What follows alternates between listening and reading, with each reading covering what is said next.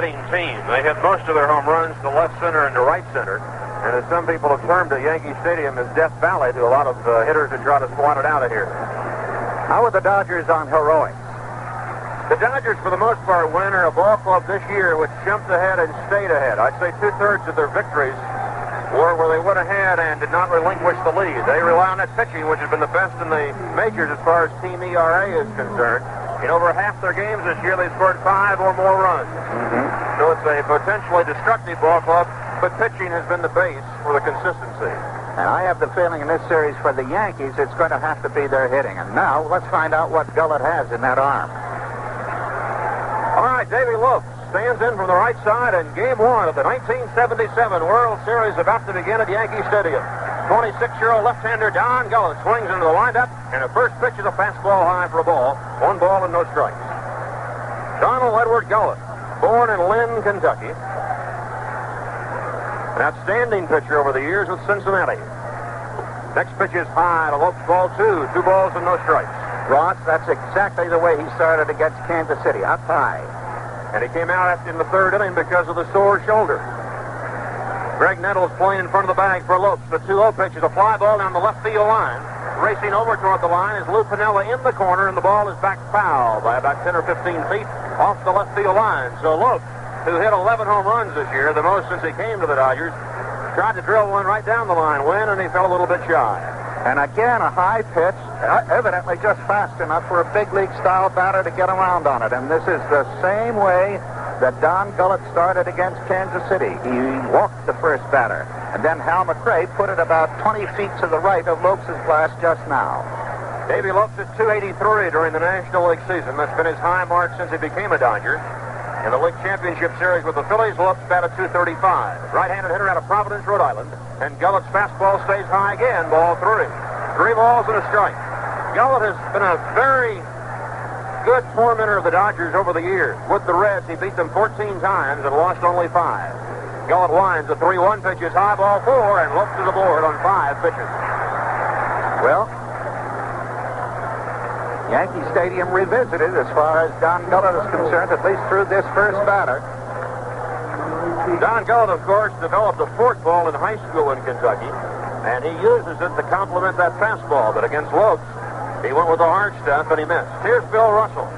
Talk about consistency. He hit 278 during the season, and he hit 278 in the League Championship Series just concluded. Right-handed hitter. He fouls one off to the right toward the Yankee dugout. Russell coming off of his best season in the National League, both offensively and defensively. He'll make a lot of errors, Win, but because of his range, especially toward his right, he'll get to a lot of balls that normally a shortstop wouldn't get to. Davey Lopes at first base. He has walked to lead off the ball game. Lopes, the Dodgers' chief base stealer this year, at nearly 50. He likes to run. Russell drills one to left center field. That's going to go up the alley and roll all the way through to the warning track. Lopes flying around 3rd. He will score easily. Russell on his way to 3rd with a triple, and the Dodgers lead 1-0. Well, that's almost a duplicate of the opening of the Kansas City game. I hate to sound so repetitive. McRae hit the ball harder because it went to the right of the 387 mark. Well, maybe he didn't hit it harder because Russell hit it to left center. It might have gone 387 or more, and the score is already 1-0, and there's some stirring around in the Yankee bullpen. Nobody actually has taken the jacket off. So Russell finds the gap and rolls it through for a triple. He led the Dodgers in triples this year. Here's Reggie Smith batting right-handed. He takes high for a ball, 1-0. Smith, a switch hitter. And now time call. Billy Martin wants to trot out and talk to Don Gullett. Reggie Smith was so consistent this year that until the last week of the season, after the Dodgers had clinched the Western Division title, Smith's worst slump was 0 for 10. He hit 307 for the year. He bashed 32 home runs. He hit 5 home runs off Houston's fine young right-hander, Joaquin Andujar. Smith did not have a good playoff series against the Phillies. He batted only 188. Reggie Smith, though, is probably a better breaking ball hitter right-handed than he's up there now against Gullett right-handed. But if I were Mr. Gullett, I'd start throwing that forkball or coming down with that ball. The pitch is swung on and missed, and that might have been it right there. You got to come over with that ball to get it down. A constant reminder to Tommy John by Steve Yeager is an example. All his pitches have been up high. Let's see what he does now. Here comes the 1-1 pitch to Reggie Smith. High and inside ball 2-1. Gullett hurt the shoulder 6 days ago against the Royals.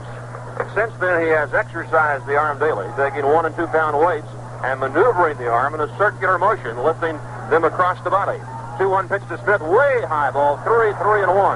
He's struggling, Win. There's no doubt about it. Somebody is getting up in the Yankee bullpen, a right-hander. Tidrow. So Dick Tidrow begins to throw. Lopes walked on 5 pitches. Russell fouled one back and then hammered a triple to left center to score Lopes. And now the count 3-1 to Smith. The Yankee infield is back. They're shading the left center for Smith, who takes outside ball 4. Well, the Yankee Stadium crowd, as you can hear in the background, is getting a bit restive, as are the Yankees on the bench, and is the bullpen, too. No question about it that struggle is not the word. It just doesn't seem as though Gullett can get his pitch below the shoulder. Russell tripled to left center, 2 walks since then, and here's the Penguin who hit that grand slammer in the first game, now facing Don Gullett. Cey hit only .241 during the regular season, but in the playoffs against Philadelphia, he batted .308. He seems to be coming out of his late season slump. He drives one to left center field. Going back and over at Piniella, it'll be deep enough to score Russell. Piniella makes the catch. Russell tags and scores. Smith back to first base. A sacrifice fly for Cey. 2-0 Dodgers in the first inning. And that ball was belted to the point where it would have been a home run in most ballparks, just to the left of the 430 feet. Don Gullett has got a problem tonight, and it's that pinch at his neck or his arm or somewhere. He may think that he's got it good enough to start the game, but so far, doesn't look like he'll even last the inning. Steve Garvey led the Dodgers this year in home runs with 33, the most in the history of the Los Angeles Dodger franchise. Garvey also had 192 hits. He fell shy of the 200 mark, but he was trying to reach for a 4th straight year. He takes high for the ball, 1-0. Garvey hit .308 in the league championship series. He also led the Dodgers this year in runs batted in with 115. Right-handed hitter out of Tampa, Florida. Garvey asked time. Gullett taking too much time. Garvey also has won the Golden Glove the last 3 years in the National League at first base. An outstanding all-around ball player. Former Michigan State halfback, Steve Garvey. Garvey takes way outside as Gullett misses again. 2 balls and no strikes. And when you fall behind on the hitters, as Gullett is doing, you're creating more problems because these right-handed hitters are sitting on the ball when they're in there. Reggie Smith away from first. 1 out. First inning, 2-0 Dodgers. Gullett to the stretch, the pitch. Garvey holds off, and it's high ball 3. 3-0. Gullett has also been taking heat treatments the last week, and he said when he threw on Saturday, he experienced no pain. But the Dodgers trying to make it painful in the first inning. 3-0. Let's see if they turn Garvey loose. No, he takes and it costs him a strike. 3 balls and 1 strike. Gullett also started game 1 of last year's World Series, but it was for the Reds against these Yankees. He was the winning pitcher in that game, although he dislocated a tendon in his right ankle in the 8th inning. The stretch, there goes Smith. 3-1 pitch, swung and a miss. Munson's throw. Smith stops, goes back to first, and they got even a rundown. Chambliss puts the ball to Randolph. Here comes Gullett to take the throw, and he tags Smith out. So Reggie Smith got a bad jump, and he halted halfway down to second when Garvey swung through the pitch. And he was a dead duck. So it'll go 2, 4, 3, 4, 1 to get Smith, and the count is 3-2 to Garvey. And the most encouraging thing in the rundown was the fact that Garvey swung and missed on a Gullett pitch. I guess that's the second time a Dodger has missed the entire inning. The only out prior to the rundown was a 400-foot fly ball. Here it comes, Ross. The 3-2 delivery to Garvey, low and inside with a fastball, and Garvey walks. So Gullett has passed 3 Dodgers here in the first inning. But thanks to Munson being able to throw out a stumbling Reggie Smith, the Dodgers have a runner only at first base with 2 away, and Dusty Baker on his way to the plate, and Munson on his way to the mound to talk to Gullett. And Baker, of course, has been the big gun for the Dodgers in the playoff series. Not only the Grand Slam homer that won the second, but his homer also won the 4th game. And as you heard on his last time at bat, he joined the quartet, or made the Dodgers complete a quartet of home run hitters 30 or better over the season. And he waited until his next to last at-bat of the year win to do that in Los Angeles. Baker grounds one to third. Nettles backs up, gloves it, down to second to Randolph for the fourth on Garvey. And the Dodgers are turned away in the first inning. But not before they scored 2 runs on 1 hit, and they stranded 1. At the end of a half an inning in Game 1 of the World Series, the Dodgers 2, the Yankees coming up. And so the first half inning of the 1977 World Series is gone into the books, and the Dodgers came out of it with 2 runs, and strangely enough, just 1 hit. However, 3 bases on balls by Don Gullett, and that peculiar rundown play by Reggie Smith, who counted on Garvey to make contact with the count 3-1. Garvey missed Gullett's pitch. Smith got off a bad start, was hung up in the middle, decided not to go to second, and then the Yankees ran him down for the second out, and then, as you heard, the first ground ball of the evening of John Dusty Baker down to Nettles. Nettles forced at second, and the Yankees got out of it, I thought, rather economically for the way Gullett had pitched the inning. The Yankee bullpen has sat itself down, and we're about to go into the latter half of the first inning with the Dodgers leading 2-0. Okay, well, Mickey Rivers will lead off against Donald Howard Sutton as we go to the bottom of the first inning of Yankee Stadium. Sutton 4-0 in postseason competition. Ron Cey way on the grass at third for Rivers, who takes a breaking ball high for a ball. Sutton was 2-0 in the 1974 National League Championship Series, beating Pittsburgh twice. He pitched the Dodgers to their only victory in the 1974 World Series against Oakland. Rivers grounds one to second. Lopes has got it and throws Rivers out. And that was an important out for the Los Angeles Dodgers, because it's Mickey Rivers who practically makes this offense go for New York. Almost every single he gets is an automatic double, or the way he toys with the defense forces them out of position, and more often than not is able to steal second. But he's out. Second baseman Willie Randolph, a right-handed hitter, waiting for Don Sutton's first pitch on the way. It's high for a ball, 1-0. Last Wednesday night in Los Angeles, with the Dodgers down 1-0 in the playoffs, Sutton went the distance to stop the Phillies 7-1. 1-0 pitch to Randolph. A high strike. Mr. Shylock of the American League working behind the plate tonight as the umpire. Ed Sudol of the National League at first base. Larry McCoy of the American League at second. Jerry Dale of the National League at third. Sutton's 1-1 pitch. Breaking ball. Fouled off at the plate in Yeager's glove. Randolph steps out. Scoreboard shows 2-1, but it should be 1-2, and now they correct. Say, Russell, Lopes, and Garvey around the Dodger infield. Yeager behind the plate. The 1-2 pitch from Sutton. A ground ball to the third baseman, Say. Fields the one-hopper, and he throws out Willie Randolph. So Don Sutton gets the first 2 Yankee batters of the night on ground balls. Completing the umpires, along the left field line, Jim Evans of the American League and John McSherry of the National League working the right field line. Thurman Munson coming to the plate. I guess when Thurman Munson has been speaking again of the word consistency, as consistent a ball player as the Yankees have had the last couple of years. He's a devil-may-care competitor. If he doesn't do well today, he forgets it in time to get back and around in shape tomorrow. He's going to go through now his typical before. He's got to unhinge his gloves. Don't let him fool you. He's going to take plenty of time before he lets that pitcher get ready. Now he is. Sutton swings to the windup. The first one to Munson's a high pop foul off the third base side. Yeager coming over in front of the Dodger dugout. He'll have no room. It's back in about 20 rows or so. So a strike to Thurman Munson, who hit .308 during the regular season and .286 in the League Championship Series against Kansas City. By the way, the designated hitter is not being used in this year's World Series. This is the year for the National League to call the shots. So we see it every other year, but not this year. And I'm certain the Yankees would like to have seen the DH this year. Sutton is ready. Here comes the one-strike pitch to Munson.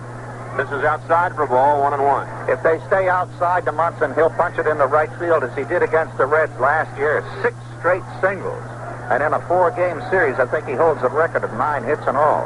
Tremendous series last year. Munson had 9 hits and 17 at-bats. See, it's a ground ball in the left field. Base hit. Munson a wide turn. Baker gets the ball back in, and the Yankees have their first runner of the series. Here's Reggie Jackson, and the fans come to life. This man thrives on center stage. This is the kind of a spot he loves. And he was the most consistent Yankee hitter at the end of the season. not all that powerful in the recent playoffs. He's got about 19 game-winning hits to his credit.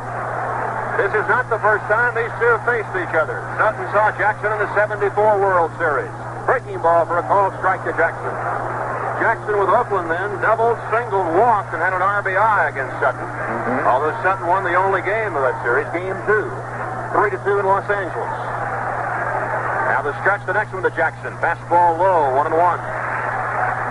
Because he goes all out on every swing, he strikes out as many times as he does anything else. So what he seems to do best, at least for the home club, is deposit it in that right field stand and go out like a shot if he gets to it. Sutton steps off the back of the mound. Garvey playing in behind Thurman Munson at first base. Dodgers 2, Yankees nothing. Bottom of the first in New York. Opening night of the '77 series. 2 outs. The pitch to Jackson. Jammed him. It's inside. Did he go around? An appeal made down to third. And third base umpire Jerry Dale of the National League says no. Jackson did not break his wrist. And so the count is 2 balls and 1 strike. Consistent with Jackson, he started the crucial game on the bench, came out, and delivered the crucial hit in the 9th inning. It only won 25 in the league championship series after batting .286 during the year. Checks his swing, flips one over Russell's head. It's going to drop. A base hit into center field. Munson on his way to third on a single by Reggie Jackson. And excuse me swing, but he'll take it. Of all the hits that Reggie Jackson might have gotten in his life, that was the most unexpected. He checked his swing, was sort of ducking away from an inside high pitch, but the bat was in position for the ball to hit it, and it was just enough trajectory to go over Russell's head, and here we have Yankees on first and third, and Chris Chambliss. Chris Chambliss is Southern California. Went to school at UCLA. Dangerous left-handed hitter. Sutton's first pitch, a ground ball, base hit, right field. Munson scores. Jackson around second and holding. It's 2-1 Dodgers and an RBI single by Chris Chambliss.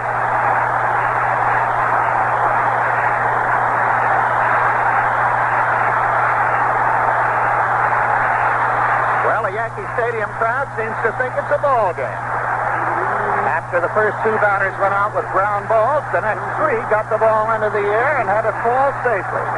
Munson, a bona fide single to left center. Jackson, a blooper to center. And then this last one. Here's Graig Nettles, who hit 37 home runs this year. He takes inside from Sutton for a ball. So the Yankees, with 2 out in the first inning and nobody aboard, come up with 3 consecutive hits. A ground single to left by Munson, a check swing single, a blooper to center by Jackson, and a ground single by Chambliss to the right of Garvey to drive in the run. Nettles waiting. Sutton at the belt. Checks his runners. The pitch. Inside. Ball 2, 2-0. Sutton has said that pitching in the World Series might be easier than in the playoffs because many batters are seeing pitchers for the first time.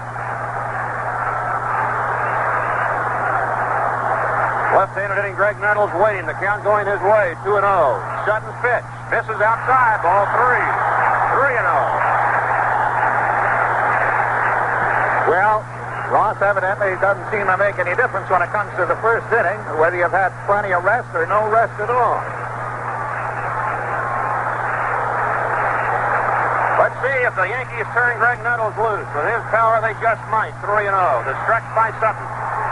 And the pitch. He takes the called strike. 3-1. Sutton had fewer decisions this year than at any time since he came to the Dodgers in 1966. Now was involved in only 22 decisions. He won 14, he lost 8. Nettles is waiting. Sutton backs off the mound. Reggie Jackson, the runner at second. Chris Chambliss at first. 2 out, bottom of the first. 2-1 Dodgers. The pitch to Nettles. Fouled off Yeager's mask. 3-2. And that will enable the Yankee runners to be off with the pitch. I don't know. This sounds like Philadelphia, the way this stadium crowd has come alive in this game after the disappointment and almost the disheartening disappointment of Gullett's first inning and the superb pitcher with the reputation that Sutton has, and now the Yankees are in position. Sutton shakes off Steve Yeager's first sign. Now he's ready. Goes to the stretch. The runners go. The 3-2 pitch to Nettles is a ground ball out toward short. Russell charges, fields, throws to first in time, and Nettles is retired. The Yankees get a run on 3 singles and leave 2. And at the end of 1, Dodgers 2, Yankees 1.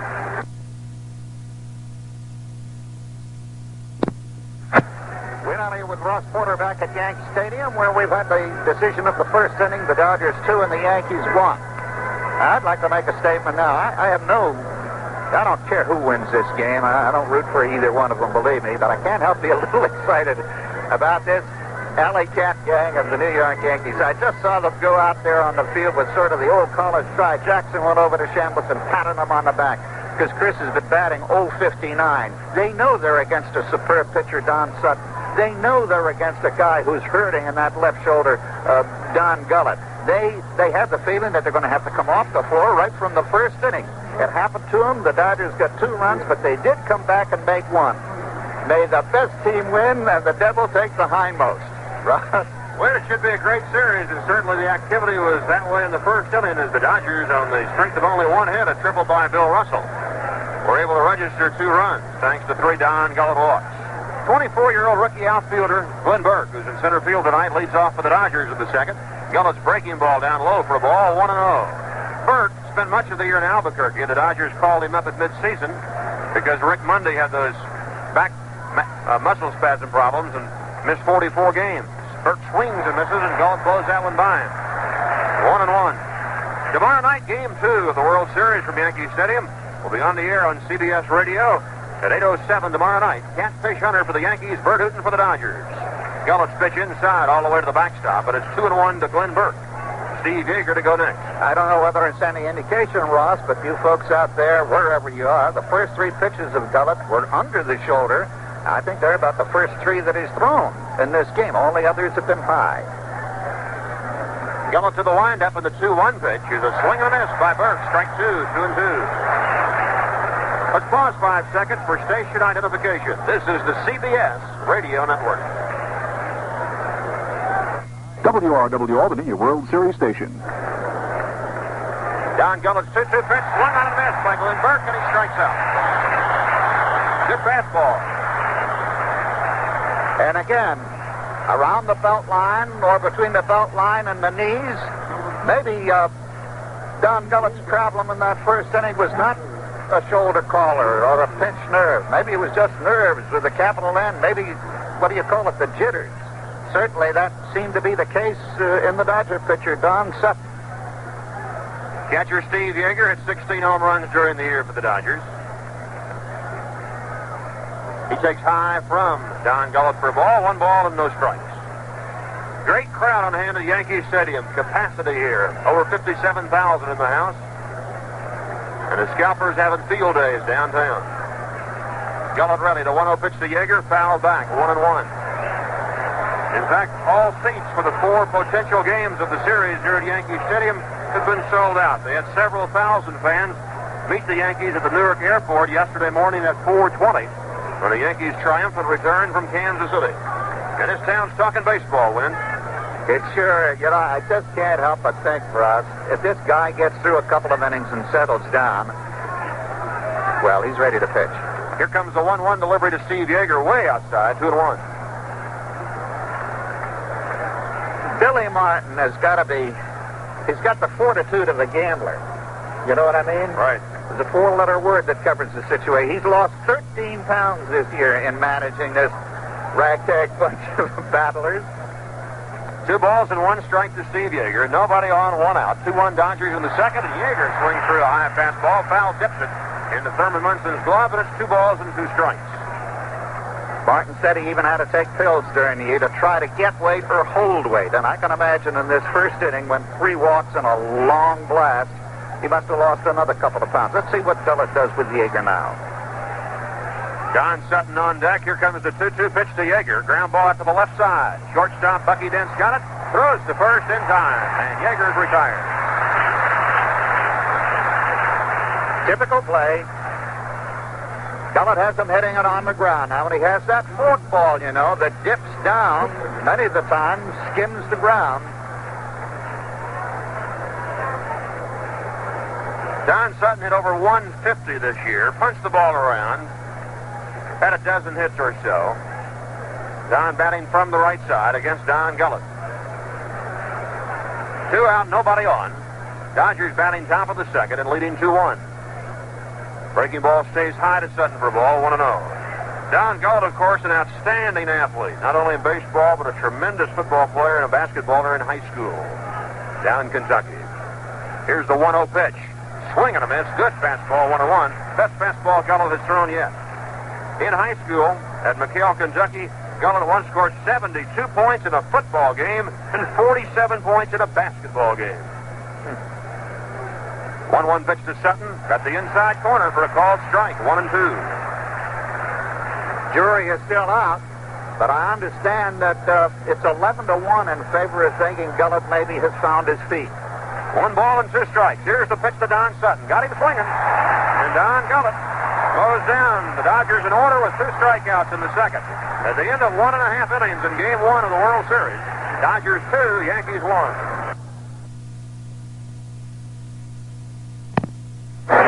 Okay, back at Yankee Stadium, I don't mean to be repetitive about Don Gullett, but for me, the emotion and the drama in this series game right now is out there in the rubber when that Yankee pitcher is out there.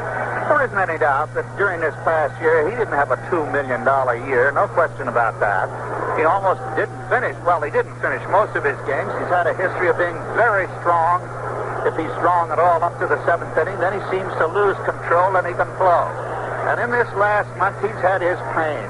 That shoulder twinge, the pinched nerve in his neck, and he's been practically valueless. Then the game against Kansas City, he told Billy, I feel all right, but he only felt all right for a couple of innings. And now the unexpected start in the World Series, almost like a fabulous invalid. And what happened in that first inning, he couldn't get anybody out, you know, so to speak. The 3 walks and the 1 out, 400 miles out almost towards left field there. I think one of the key points in that first inning was Reggie Smith getting hung up. Might have been when it seemed to put the brakes in the Dodger uprising and kind of turned the momentum around at that moment. Lou Piniella leads off for the Yankees as we go to the bottom of the second. Don Sutton winds and delivers. Piniella, a fly ball to left center field. That's going to be playable. Center fielder Glenn Burke calling for it, and he's got about 30 feet or so in front of the wall. He makes the catch. The ball hit close to 400 feet. The Death Valley, just a long out. Yeah, would that have been a home run out in Los Angeles? That might have been close to the wall. Would certainly have been close to the warning track. Like a Russell blast out there, it was well hit. Shortstop Bucky Dent, hitting 8th for the Yankees. In from the right side. Hits 247 during the American League campaign. Breaking ball from Sutton. Outside for a ball. Don Sutton possesses one of the best curveballs in baseball. He was saying yesterday, I wish for 1 year in my career I had my curveball and Tom Seaver's fastball. Boy, would that be great. There's the breaking ball for a strike, 1-1. A lot of guys could say that, Bill Lynn.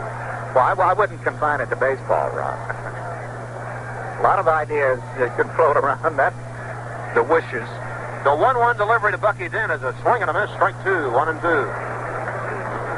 Sutton got the first 2 Yankees to face him tonight, Rivers and Randolph. But Munson, Jackson, and Chambliss stroked singles back-to-back for a Yankee run. Dodgers lead, though, 2-1. Bottom of the second inning. Sutton's next pitch. There's the curve. It's high. Ball 2, 2-2.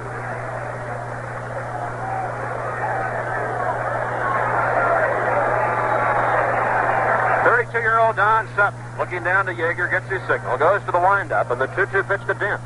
Grounded to the left of Cey, gloves it. Turns, throws to Garvey in time, and they get Dent. About that Dodger infield, watching Cey move so quickly to his left and smother the ball, it's almost a reconstituted infield. Cey is the only natural infielder in the bunch, playing at third. Russell was a center fielder when he came up. Lopes was an outfielder when he came up. And Garvey was a third baseman, but not the fanciest fielder you ever saw, so they shoved him over to first. So this is a reconstituted infield. Here's Don Gullett batting for the first time this year, in from the right side. He takes high from Sutton for a ball. The Dodgers led the National League in double plays most of the year. Very rarely did their errors cost them ball games. The 1-0 pitch to Gullett. Swing and a miss, strike 1, 1-1. 2 out, nobody on, bottom of the second. Game 1 from Yankee Stadium. Ross Porter with Win Elliott, and the Dodgers leading the Yankees 2-1. Sutton is ready. The 1-1 pitch. Line down the right field line, foul. Back into the lower deck. 1-2. Want to greet everybody across the world tonight, or morning, wherever you might be, listening to us on American Forces Radio. Happy to have all of our military men and women aboard. The 1-2 pitch to Gullett struck him out. Swinging, the ball gets away from Yeager, rolls out in front of the plate. He gets it and throws to first. And Sutton, like Gullett, has an impressive second inning. The Yankees go in order. And at the end of 2, Dodgers 2, Yankees 1. Ninth time? This is the 9th time, that's right. And the Yankees won 6 of the first 8. Yeah, 7 is against the old Dodgers. And the only time the Los Angeles group and the Yankees have met, Los Angeles won it, and won it 4 straight. It was Koufax and Drysdale. In fact, Ross, both these clubs are coming off 0-4 World Series. The last series, each of them was shut out. The Dodgers, absolutely right. The Dodgers in 1966, the Orioles swept the Dodgers, and in 63, the Yankees were swept by the Dodgers. But then the next year, when in 64, you'll recall, the Cardinals beat the Yankees in 7. I was thinking of last year when Cincinnati and in swept last the year, Yankees. that's right, sure, in 4. So in 2 of the last 3 for the Yankees, they have been swept. It's hard to imagine that the Dodgers and Yankees haven't played a World Series against each other in 14 years. Yeah. Well, you know, you can't have everything, but whoever loses tonight, it's his 5th straight World Series loss, and as I mentioned before, if the Yankees win, it's their 100th victory in their entire 31 years of World Series play. As we go to the 3rd, the Dodgers go back to the top of the lineup for second baseman Davey Lopes, who walked to open the game and rode home on Bill Russell's triple up the alley in left center. Russell scored on Cey's sacrifice fly, and Davey takes one for a called strike from Don Gullett. Gullett has retired the last 4 men to face him as he walked Garvey in the first inning. 2-1 Dodgers. Here's Gullett's next pitch. High and away, ball 2. Dick Tidrow was up briefly in the first inning throwing for the Yankees. He now has gone back to the bench. Nettles, Dent, Randolph, and Chambliss around the Yankee infield. Munson behind the plate. The 1-1 pitch to Lopes got the inside corner, strike 2. Davey was backing away, and Esther Shylock instead of got the black portion of the dish, and it's 1-2. Lou Piniella in left, Mickey Rivers in center, and Reggie Jackson around in right for New York. The Yankees have out-hit the Dodgers 3-1, but they're trailing by a run. Strike 3 call on the Lopes. That looked like a beautiful pitch.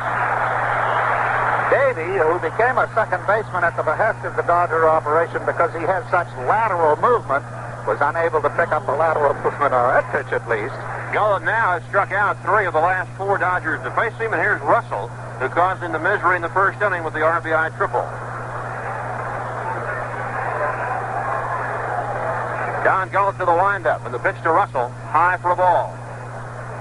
Russell had that tough game against Philadelphia, the opening one, with his 2 errors that opened it up for 4 unearned runs, and I was so happy to say, well, go on, Russ.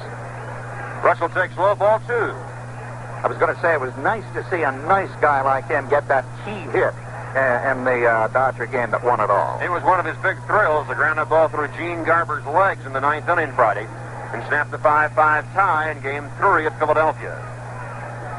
Gullett's ready. The 2-0 pitch to Russell. Popped up foul, that'll make the stands. Russell, for a man who's hitting second in the lineup win, doesn't walk very much. This is the 2nd straight year now that Russell has walked once every 26 times at the plate. The indicative thing about him to me was the manly way he owned up to those errors that he made in the first game. You remember, one, he didn't get near second base in that peculiar call, which they almost never call, but he said, it was my mistake. They teach you to get in back of the bag. I was in front of the bag. It was my fault. I thought he showed a lot of class, too. He did. 1 out, nobody on for the Dodgers, top of the 3rd. Dodgers 2, Yankees 1. Bill Russell waiting, 2 balls and 1 strike. Here's Gullett's pitch. Did he go around and the field made to first? Yes, says Ed Sudol. Russell didn't check his swing in time, and it's 2 balls and 2 strikes. Reggie Smith on deck. Tomorrow night, Game 2 from Yankee Stadium. CBS Radio will have it for you at 8:07 Eastern Time. Russell hits one in the air to center field. Mickey Rivers sailing over, getting under it, and makes the catch. So Gullett has steadied the ship. He's retired 6 in a row as Smith comes up. On that last pitch, Russell timed the pitch. It was an outside high pitch. It was a little too high for him, and he lofted it instead of lining it, and he was out instead of having a double. And incidentally, about Mickey Rivers, Ross, if he can see it, he can go get it. Now, he'll misjudge a couple. He gets a little confused when they go over his head occasionally, But he is fast out there. He is that. Mick the Quick, they call him. Here's Reggie Smith, who walked in the first inning, taking a fastball from Gullett high for ball one. Gullett in his 27th lifetime appearance against the Dodgers. This is his 18th start against them, but he's completed only 3 games against Los Angeles. That one almost hit Reggie. He had to get out of the way of one. A breaking ball in right at the ankle, and Reggie went down on his right knee to take ball 2, 2-0. Talking about reconstituted infielders, when Reggie came up with the Boston Red Sox some time ago, he came up as a shortstop. But he was a better football player than a shortstop, and so they got him into the outfield and started making use of his hitting, and he's hit well since his first day as a big leaguer.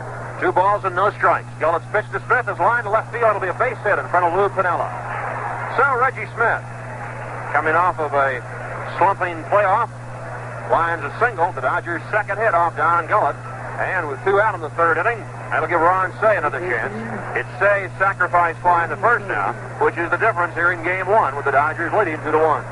Smith took advantage of the pitch that was inside for him, and Cey's sacrifice fly, if you joined us, might have been a home run anywhere else. It must have been 400 feet. Cey had 113 runs batted in for the Dodgers during the regular season. Second by 2 on the club to Garvey's 115. And what a difference a year makes. A year ago, Cey and Garvey led the Dodgers win in runs batted in with 80 each. Oh, boy. It's the lively ball in part, I'm sure.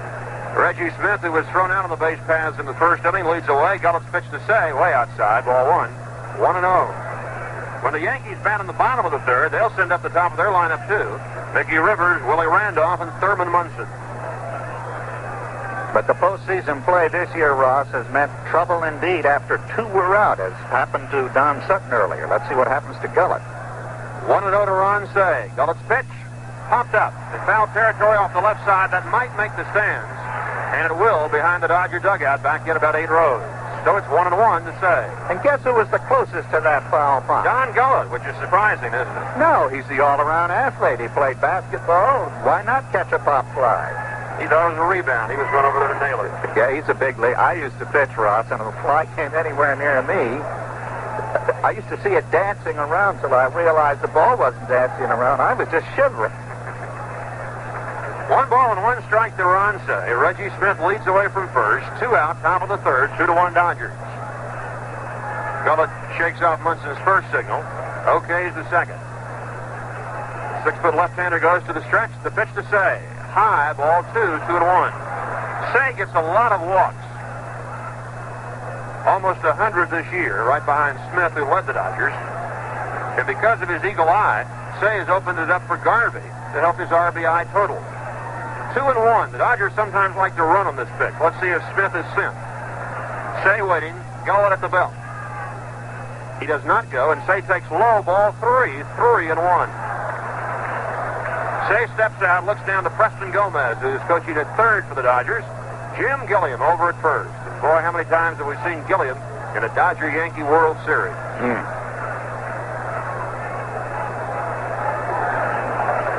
Here in the third with 2 outs, Smith lined a single to left. And now Cey waiting, 3 balls and 1 strike. Now the stretch. The pitch to Cey, outside, ball 4. The Dodgers have 2 on, 2 out, and here comes Garvey. Well, 2-out-itis again, this time for Gullett. It happened to Sutton, too. And in the All-Star game here in July, Steve Garvey caught a pitch and rocketed into the left center field fence. One of the strongest home runs I've seen here. That went about 430, didn't it, Win? But on a line, you know. Garvey's a line drive hitter, and he is set for the series. He's going to be trying to get those line drives, stay away from the power, maybe sacrifice a home run here and there, but hit the ball up the alley. That's what he wants to do. Got Smith at second, Cey at first. Don Gullett is ready. The pitch to Garvey. High and inside for the ball. So, with 2 out, the Dodgers trying to create more problems for Don Gullett here in the third inning. A single and a walk. And Garvey, who walked the first time, ahead on the count 1-0. Now he steps out. Tomorrow night, bird hooting for the Dodgers and Jim Catfish Hunter making his first appearance for the Yankees since September the 10th in Game 2 of the series. Garvey takes way outside, almost a wild pitch. Munson had to reach out and stab it. to save that from going to the backstop. So 2-0 to Garvey. And Gullett back into that same first inning groove, at least the last two batters.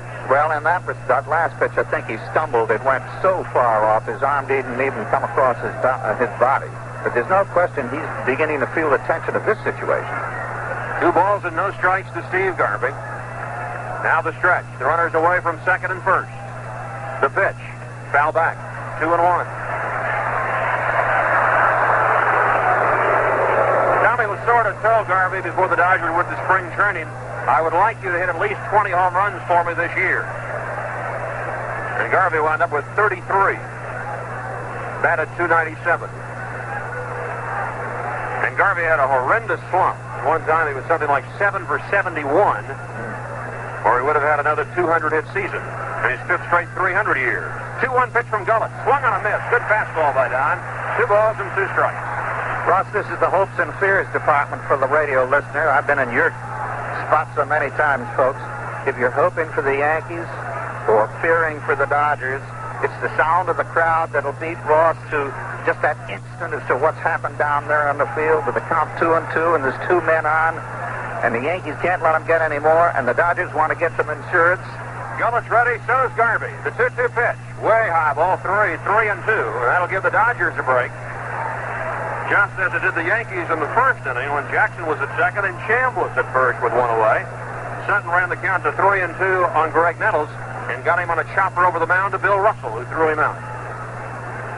So Smith and Cey, with average speed out on the base paths, ready to go. Garvey waiting, and Gullett up on top, ready to work. Here's the stretch. The runners go. The 3-2 pitch. The line drive to center field and deep. Rivers going back. He'll have a play in front of the warning track and makes the catch. So Garvey hit it about 400 feet at the dead center field, and Rivers made the catch.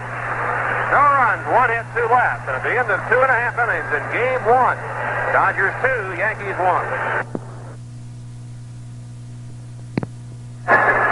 Going into the last half of the third, the Dodgers lead at 2-1, though the Yankees have out-hit them 3-2.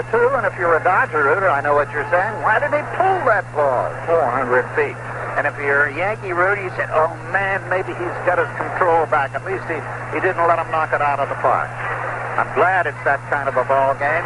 It makes it the national pastime, where just 1 hit, 1 miscue, 1 false move can give the Dodgers another run or get the Yankees even.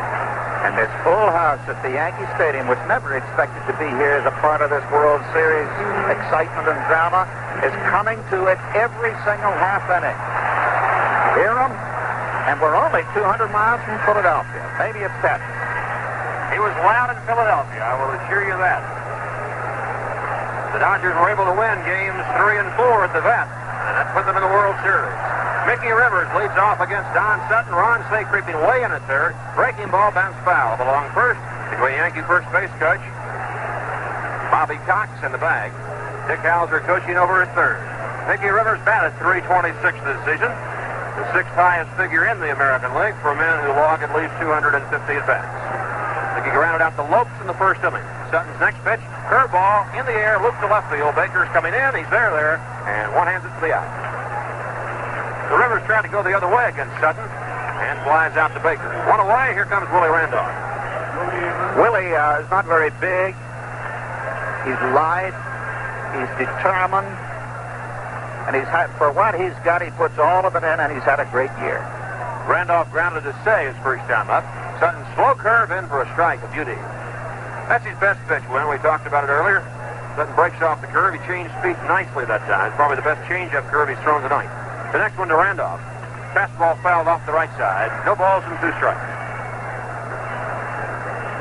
Willie goes after that high pitch, and he can get surprising distance for the size that he is. Thurman Munson on deck. He has the Yankee run tonight. He singled with 2 out in the first and came around after singles by Reggie Jackson and Chris Chambliss. Sutton to the windup, and the 0-2 pitch to Randolph. Curve into the dirt for the ball, 1-2. Don Sutton and Reggie Smith are the oldest players on the field for the Dodgers tonight. They're both 32. In fact, they were born the same day in the same year. Call strike 3 to Willie Randolph. And Don Sutton chalks up his 2nd strikeout of the game. Willie acted surprised. I don't know whether that's his version of the Stanislavski method or whether he was legitimately bending too close to the plate, but he did get startled, and he did get struck out. Sutton now has retired the last 6 Yankees to face him since Chambliss drove in the run in the first inning. Here's Munson. Munson drove in 100 runs for the Yankees this year, hit 18 home runs, and batted .306. And he started off the World Series just like he left it in 1976 with a base hit tonight. 2 runs, 2 hits for the Dodgers, 1 run, 3 hits for the Yankees. Don Sutton's pitch. High for a ball, 1 ball and no strikes. Dusty Baker, Glenn Burke, and Reggie Smith in the Dodger outfield. Burke may be a stride or 2 toward left center for Munson. Sutton winds, and here comes the 1-0 pitch. Got the outside corner for a called strike, 1-1. Munson turns, says something to Nestor Shylock. And I'm sure it wasn't, did you have a nice day, Nestor? He unbuttons his lip like he does those gloves. 1-1. Sutton is ready, so's Munson. Pitch. Popped up foul. That'll make the stands behind the plate. 1 ball and 2 strikes. I don't think there's any question that Thurman has as good bat control as anybody in the league. There's 3 guys on this club who have magnificent bat control. Thurman, Rivers, and Lou Piniella. Sutton with a new baseball, peering down the Yeager. This series has 2 of the best receivers in the game, Munson and Yeager. The 1-2 pitch. Got him swinging. Munson tried to hold up, went too far around. Receivers in the game, Munson and Yeager. The 1-2 pitch. Got him swinging. Munson tried to hold up, went too far around, and Sutton got him on a breaking ball. So Sutton gets his 3rd strikeout, 2 here in the 3rd inning. The Yankees go in order, and at the end of 3 in Game 1, Dodgers 2, Yankees 1. Back at Yankee Stadium, Win Elliott and Ross Porter, we're 1/3 through the opening game, and the Dodgers have a 2-1 lead. The Yankees have out-hit them, however, by the margin of 3-2. The Dodgers got their first runs in the first inning when Don Gullett had problems settling down. Lopes a base on balls. Russell brought him in with the triple. Reggie Smith a base on balls, and then Cey brought Russell in with a long blast to left center field. Smith was caught attempting to steal, and then Gullett managed to get out of the inning. The Yankees, for their the half of the inning, got 3 hits after the first 2 men went down. Graig Nettles driving in the run that the Yankees have to this point, and it's 2-1 as we go into the 4th inning. Dusty Baker, Glenn Burke, and Steve Yeager lead off for the Dodgers in the 4th against Don Gullett. Baker into a fielder's choice his first time up, but he takes a fastball for a called strike.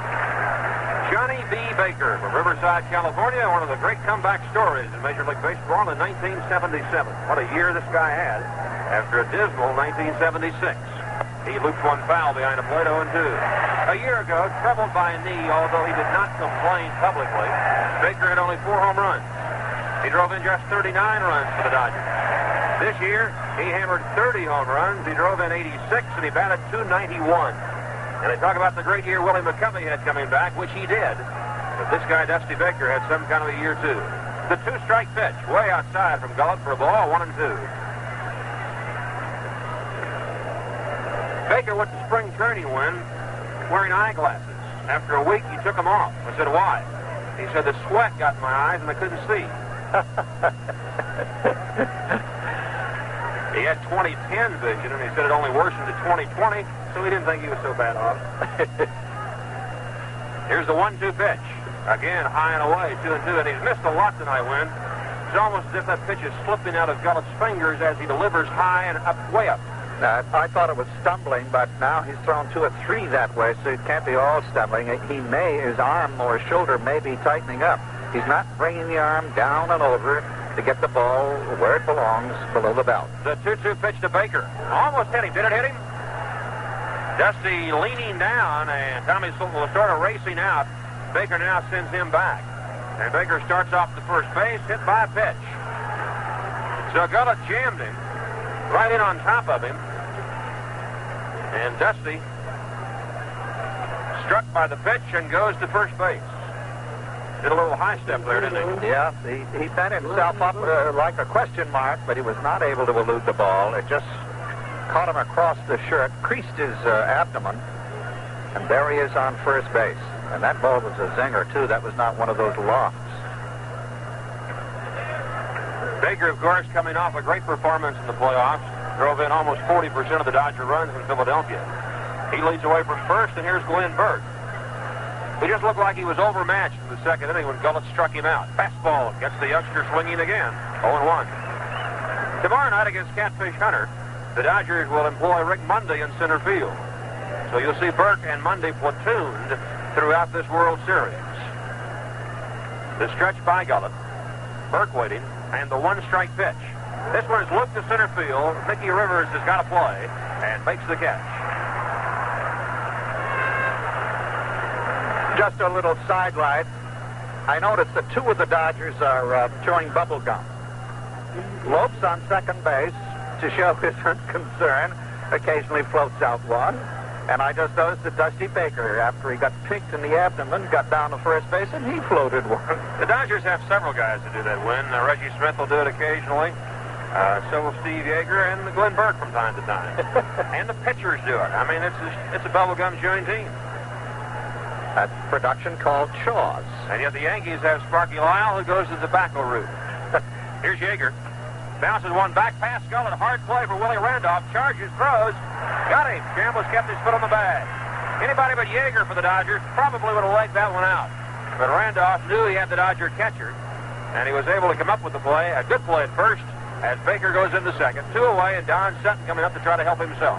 All the speed in the Yeager family went to Steve's uncle, who quite a few years ago was a test pilot, and in the process of his job, tested a Mach 1 or 2 or whatever they're called in those romantic pictures. And I understand he's the first American to ever break the speed barrier. That's right, Chuck Yeager. Here's Don Sutton, who struck out his first time up around the bunt, does bunt, down the first base line. Gullett down to get it. Fields, underhand, in time. Chambliss dug it out. So again, the Dodgers don't have the right man to leg one out. Gullett came down off the hill, up the first base line about 50 feet from home plate, and was able to get Don Sutton, and the Dodgers are repulsed in the fourth inning. So the leadoff hit batsman does not hurt Don Gullett, although it hurt Dusty Baker maybe for a second. No runs, no hits, one left, and at the end of 3.5 innings in Game 1 of the World Series, Dodgers 2, Yankees 1.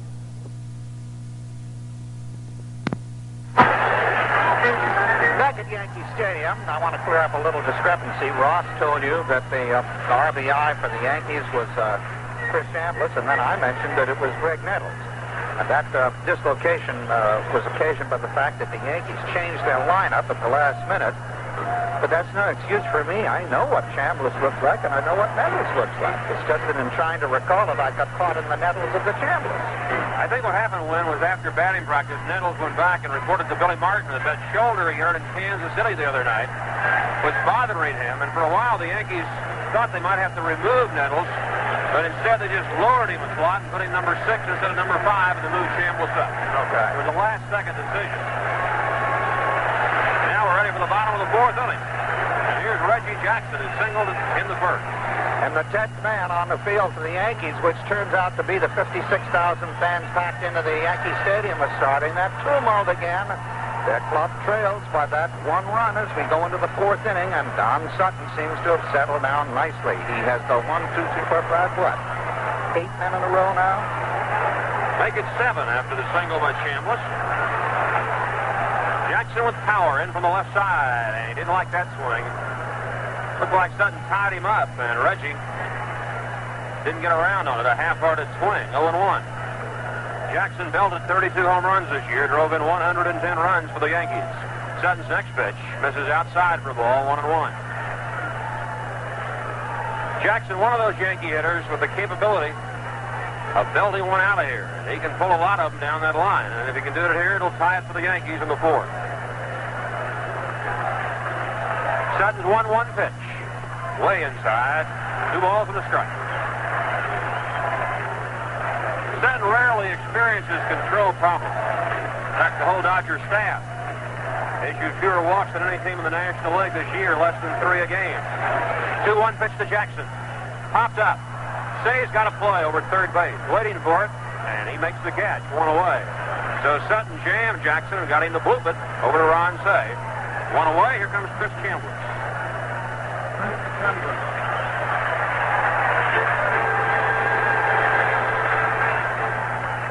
Two to one Dodgers, bottom of the fourth inning, game one of the 1977 World Series. Breaking ball low to Chambliss. Dodgers have only 2 hits, but one was Bill Russell's triple, 2 batters deep into the game. It scored Lopes, who had walked, and then Russell scored on Ron Cey's sacrifice fly. The Dodgers have made those 2 first inning runs stand up. The next one to Chris Chambliss. High, ball 2, 2-0. Chris has had a tough post-series game. He only batted, a little less than 100 against the Kansas City Royals, but he got that key hit earlier. He takes a called strike from Sutton, and has 2 balls and a strike. Over the years, Don Sutton has surrendered a lot of home runs. So if he can keep the Yankees from hitting the ball down the lines here, this is his kind of a ballpark. Here's the 2-1 pitch to Chambliss. There's a pop fly back at second base. Russell and Lopes going out. Burke coming in. Lopes loses the cap but catches the ball. Boy, that was a long run out for Davey. And he shows that he started off as an outfielder. The reason they put him on the second base, I think I told you, is because he has such good lateral movement. Well, he made good use of it then. Running sort of on a tangent out towards left center. Baker had been so deep he wasn't going to get there, and neither was anybody else. And that's about as far out as an infielder can go and get a fly. Sutton now has retired 9 in a row as Graig Nettles stands in. Nettles grounded out to short his first time up. 2 out, nobody on. 2-1 Dodgers in the fourth. Sutton's pitch misses outside for a ball. Sutton then has encountered only a brief trouble spot tonight. 3 consecutive singles with 2 out on the first. He's gotten everybody else. 1-0 pitch to Nettles. Grounded out to the right side. Garvey backhand. Sutton over to cover the underhanded flip in time. And Sutton gets the Yankees in order in the fourth. At the end of 4 in game 1. Dodgers 2, Yankees 1. Okay, and we're going into the top of the fifth with the Dodgers leading 2-1. And coming up to the plate for the Los Angeles Dodgers is the opening batter on their lineup, Davey Lopes, who just went out to the left center and snared that, can't call it a pop fly, it was a handle hit that would have eluded the average infielder, but Davey from Providence, Rhode Island, is no average fielder. Lopes walked and scored in the first, was called out on strikes his last time up in the third. Don Gullett, who surrendered only 2 hits, but is trailing, winds and delivers, and the fastball is high, ball 1, 1-0. Lopes, Russell, and then Smith in the Dodgers' 5th inning. 2-1 Los Angeles. Gullett's ready. 1-0 pitch. Got the inside corner, called strike. 1-1. Lopes had problems this year with his ribs at times and missed 28 games. He is the unofficial team captain of the Dodgers. When he gets on base, he makes things happen. Gullett set, the 1-1 pitch. Foul back, it got the umpire. Nestor Shylock was rocked by that one. But he hangs in there and fires a new ball out to Gullett as the count goes to 1-2. And he really fired it out to Gullett. If I ever saw a thrown ball express anybody's feelings, well, that was it. He chucked it out there, and who can blame him? That ball ricocheted right off that too inadequate protection they have on their chest. They're brave guys from back of that place. Lopes waiting 1-2. The pitch from Gullett. Bounce foul over toward the Yankee dugout. Lopes was asked by Tommy Lasorda last winter to get 150 hits and 100 walks. Well, although Davey missed the 28 games, he wound up with 142 hits and 73 walks. That's just like my asking one of the kids, now all I want you to get is 8 A's, 1 B plus, and get a summer job. He came close. The 1-2 pitch to Lopes. Grounded out to third. Nettles backs up. Gloves it nicely. Turns and throws. Got him by half a step. Good play by Nettles. Ranging in front of Bucky Dent. The ball was almost behind Graig when he plucked it out of the air and turned and had time to get Lopes. We've seen some great third basemen in this rivalry between the Dodgers and the Yankees. I doubt that any fielded his position any better than Graig Nettles, and that includes that marvelous Cox who played for the Dodgers when they were in Brooklyn, who used to soup everything up there that came down. Bill Russell has tripled and flied to center tonight, and he takes outside from Gullett for a ball. 1 ball and no strikes. The Dodgers got 2 in the top of the first. The Yankees came back with 1 in the bottom of the first. That's been it. Now we're in the 5th. 1-0 pitch. Called strike. 1-1.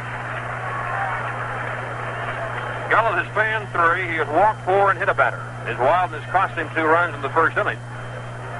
With this fellow, Bill Russell supplying the key punch, a triple to left center, good for a run. And then he scores. Gullett's pitch misses outside, ball 2. 2 balls and 1 strike. The Dodgers will pitch Tommy John in Game 3 in Los Angeles on Friday night. The Yankees will come back with Ron Guidry. Russell, it's a fly ball to left field. Piniella coming over, getting under it now on the warning track and makes the catch. A couple of strides in front of the wall. So Russell got around on it and pulled it as much as any ball hit here tonight. Maybe 330 feet or so, but just a routine fly ball for Piniella. Not if you're a Yankee rooter, says the murmur out of the crowd. As that ball lofted up into the sky, you could hear him practically intake there. That ball was not more than 2 steps from going in it. It had the height. It didn't quite have the distance. Russell will get you 4 or 5 home runs a year. That's about all. Reggie Smith checks his swing on a high fastball, and it's ball 1, 1-0. I understand Reggie's a very happy ball player on this. Very contented, and he is one of those players, Win, who has certainly appreciated how Tommy Lasorda has handled him this year. 1-0 pitch from Gullett, swing and a miss, strike 1, 1-1. Of course, Reggie was here in the World Series 10 years ago. Not in New York, of course, but with the Boston Red Sox when they played the Cardinals. And he says that it's been his happiest year since he was in Boston. And Lasorda, as he's done so many of the Dodgers, has constantly told them what great ball players they are. So maybe even the highest salary players of the day need that back thumping sometimes. The 1-1 pitch from Gullett. Popped up foul. That'll make the stands off the first base side. And it's 1-2 to Reggie Smith. Ross, in my various shows in the CBS radio network, I hear almost every ball player in an interview throughout a year. I don't think it's confined to ball players, this idea that you want to be loved. Money ain't everything. It can't buy you affection. It can't buy you peace of mind. And sometimes it buys you problems. These guys want to be respected, noticed, and loved. You're right. The 1-2 pitch to Reggie, low, ball 2, 2 balls and 2 strikes. And I have never seen a manager hug so many ball players in my life. He's getting a little fat for it. We're talking about Lasorda, but he is a real hugger. He loves to hug his players, and he's done it for a long time. Reggie Smith waiting, 2 balls and 2 strikes, 2 out, nobody on, 2-1 Dodgers in the 5th. Gullett's pitch, low and inside, into the dirt. Smith steps out and bats the ball back toward Thurman Munson. The first Nestor Shylock wants to look at it and fires it back to Gullett. So the count all the way full, 3-2 to Reggie Smith. Reggie hit 27 of his 32 home runs this year off right-handed hitters. In fact, the majority of the Dodgers hit the home runs off right-handed pitchers because they saw more right-handers. That comes under the heading of right is might. Gullett goes to the rosin bag, now tosses it away, back up on top, and Smith waiting 3-2. Cey on deck, waiting his turn. The pitch. Strike 3 call, good fastball. Started right by Reggie, above the knees, down the middle. Gullett's got his 4th strikeout, and the Dodgers go in order in the 5th. At the end of 4.5 innings in Game 1 of the '77 World Series, Dodgers 2, Yankees 1. So, last half of the 5th inning. Don Sutton rolling along. Nobody's gotten to him since the 1st inning. Don Gullett has had a little problem here, there, after the 1st inning when he walked 3 men. Remember when Hooten walked 4 men in Philadelphia because of the crowd and perhaps his ire? They call Hooten happy because he never smiled. I was talking to him before the game, and he defended the umpire. He says, no baseball player has a right to take it out on the umpires. They're doing their job as best they can. I think this was a little hindsight, because during the game, I doubt that was his feeling. But all is forgiven. The Dodgers won the game. And so, it's not who, it's Lou Piniella. The batsmith of the Yankees batted .333. He's begun to control his temper, which hindered him early in his career. And here he is to open the bottom of the 5th, Ross. Piniella flied to left his last time up. Don Sutton, who has retired 10 consecutive Yankees, deals a breaking ball in for a called strike. Piniella 4th in the American League in batting, among those with at least 250 bats, with that .333 average that Wynn told you about. Sutton is ready, and the 0-1 pitch on the way. hit foul. Back on the screen. No balls and 2 strikes. Lou used to be his own worst enemy when he broke in. He always hit for average, but every time he foozled one, he'd come in and wreck the dugout or practically de-shambleize the dressing room. And but he's now managed to realize that he's going to live with one. No balls and 2 strikes. Sutton to the windup, and the pitch to Piniella. Outside for a ball, 1 ball and 2 strikes. Well, of course, the Dodgers and the Yankees each had to win 2 playoff games on the road to qualify for this World Series. And the Yankees had to take games 4 and 5 in Kansas City. They did it the hard way. Dodgers won in 4 games, the last 2 at the vet. Piniella thinks Sutton's taking too much time and steps out on him. The Dodgers lost game 1 of their League Championship Series at home to Philadelphia, and then became the first National League team to lose the first game at home in the playoffs and come back to win it. In fact, the road teams in the playoffs won 6 of the 9 games this year. Sutton rocks to the windup, and the 1-2 pitch to Piniella. Slugged down the left field line, hooking toward the corner. It's a foul ball. American League umpire Jim Evans went down and took a long look at it, but it bent foul at the yellow pole down in the corner, and Piniella, who was halfway to second base, will have to come back. And the Yankee fans groan at the stadium. It's that kind of a play that the game goes against the Yankees when it's all over. The Yankees should have, could have, would have, will be. If it only could have. In fact, it should have. And if, you know, I saw it happen for the Kansas City folks in the 5th game there out in Kansas City. It's happened to every team. The common saying, of course, is over a series, over a year's play, it all evens out. But in a series where it's only 5 games, or only 7 games, or something less, it isn't so certain that it will all even out. I'll take it for happening right now. Sutton wipes off a signal flashed out by Steve Yeager. Now okays the next one. Lou Piniella waiting from the right side. Big right-handed hitter. The 1-2 pitch. Low and outside, 2-2. What I meant is when I say I take it right now, I didn't mean as a Yankee rooter. I'll take the hit. You can have the statistics. Bucky Dent on deck to go next for the Yankees, and Don Gullett will follow. Bottom of the 5th inning, 2-1 Dodgers. Sutton's ready. The 2-2 pitch to Piniella. High, ball 3. Appeal made to first, and Sudol said no. He didn't go around.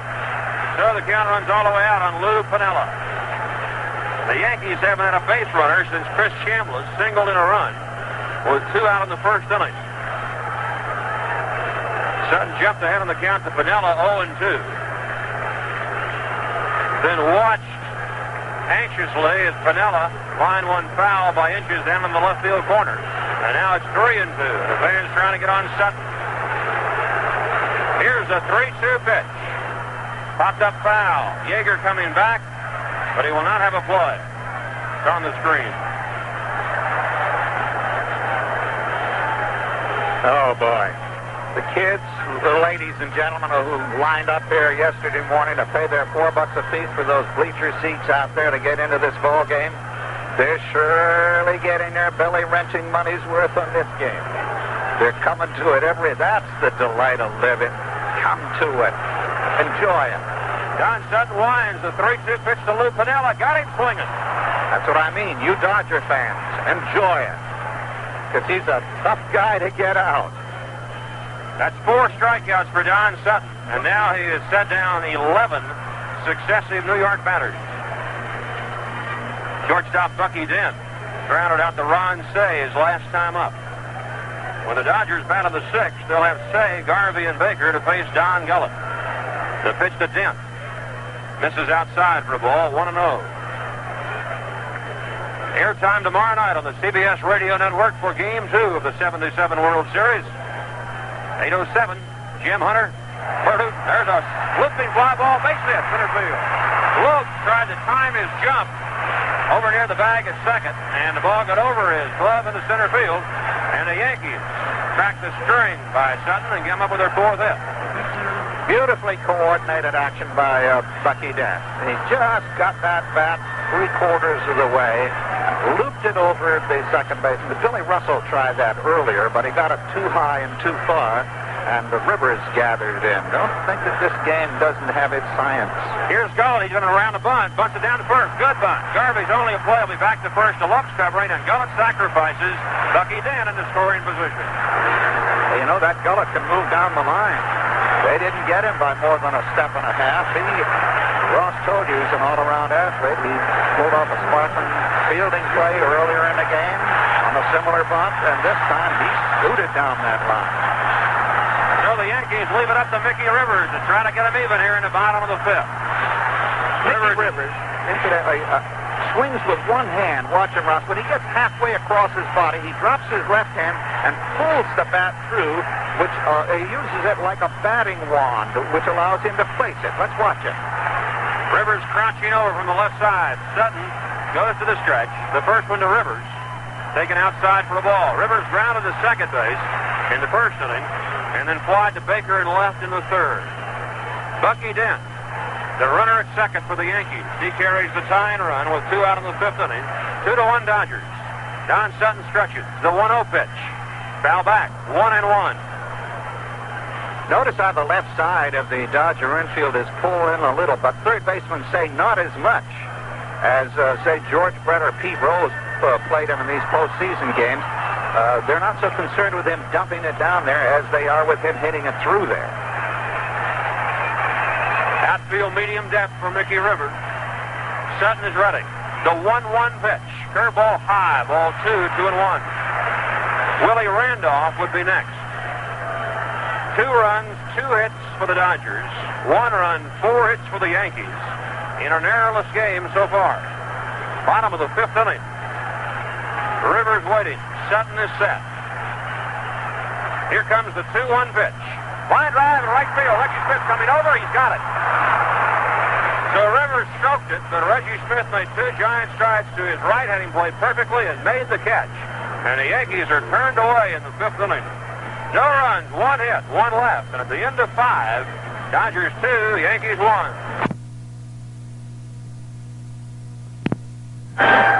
This time of the year, you often hear baseball fans saying, wait till next year. And while your favorite team is planning for 1978, you should too by ordering season tickets.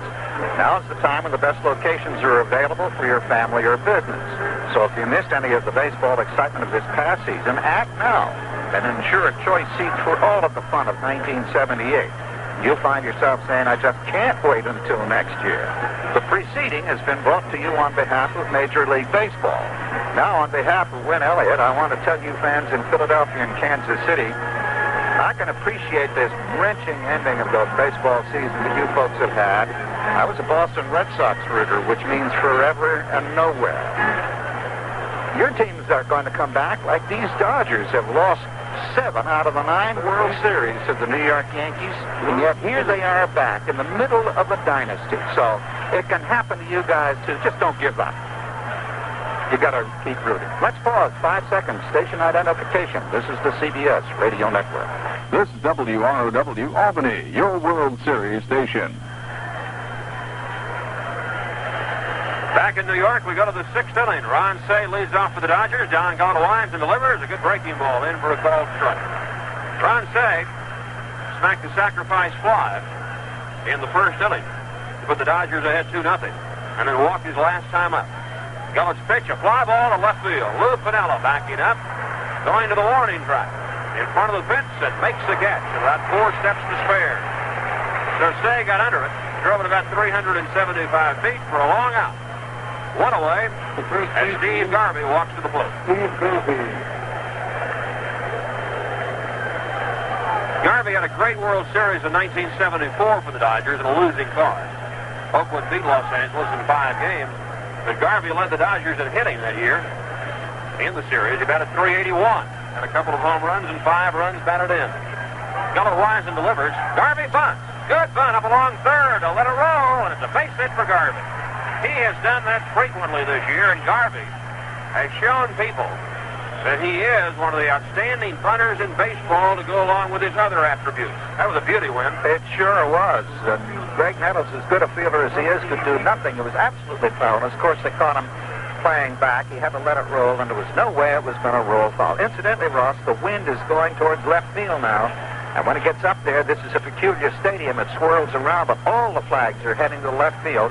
The right-handed batters have got a little advantage right now. Dusty Baker hit into a fielder's choice and then was struck by a Gullett pitch his last time up.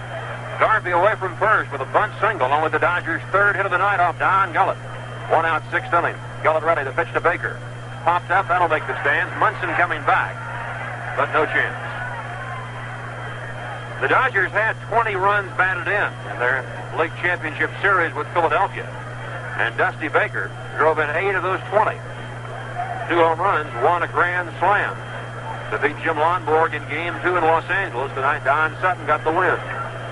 Baker's grand slammer snapped the 1-1 tie last Wednesday night, and Sutton and crew went on to win 7-1, even the series, and the Dodgers then took Games 3 and 4 in Philadelphia. 0-1 pitch to Baker. Hit foul. Back into the stands off the first base side, 0-2. Baker a strong year. One of the remarkable statistics of his season win is the fact that he now has been on base one way or the other in 49 of his last 50 games. How about that? Of course, I think one of the remarkable things is that he's playing at all after that knee last year. Gullett ahead on the count, no balls and 2 strikes. Garvey is a pretty smart base runner, leading away at first. Chambliss holding him close. The pitch to Baker started to go, held up in time on a fastball high and away. Goes 1 ball and 2 strikes. Yeah, it's fantastic. It's wonderful to see human beings, gentlemen like Tommy John and Baker, come through the travail of those serious injuries, and how much stronger in their outlook, their philosophy, and their ability they come through. Gullett ready. Baker waiting in the 1-2 pitch. High fastball, ball 2, 2-2. Joined us late tonight, Win. Any of our fans, friends along the CBS radio network? The Dodgers used a walk to Davey Lopes leading off the game, a triple by Bill Russell for a run, and Ron Cey sacrifice fly for the second run in that first inning. Then the Yankees came back in the bottom of the first, 2 out singles by Munson, Jackson, and Chambliss, and that's been it. Baker waiting, the 2-2 pitch. High ball, 3-2. Fans and Gullett both thought that was strike 3, but Mr. Shylock said it was too high. So we'll watch Garvey. Will he go on 3-2 with 1 out here in the 6th inning? All right, Willie. The rookie Burke is up next. My guess is he will. Baker usually makes contact, but Gullett's a good hard thrower. Will he go to the fast stuff? We'll see. The stretch. Garvey goes. 3-2 pitch is popped up. Back of second. Mickey Rivers coming in shallow right center. Here comes Jackson. Rivers calls him off, makes the catch. And Garvey will have to go back to first base. When Mickey Rivers waved off Reggie Jackson, there was a collective sigh of relief here at the stadium, because so many times this year, seemingly simple putouts, Reggie has foozled them. But he's balanced that, of course, with his RBI and his tremendous personality. One of his strongest attributes is not his field. Center fielder Glenn Burke of the Dodgers is struck out and then flied to Rivers his last time up. Yankees have the big guns coming up in the home half of the 6th. Willie Randolph, Thurman Munson, and Reggie Jackson. Burke swings and misses. Gullett going to the hard stuff against young Burke. Oh, he's had a frustrating playoff and a frustrating World Series. I presume he will break through before this is over. The Dodgers like his speed. He's their fastest outfielder.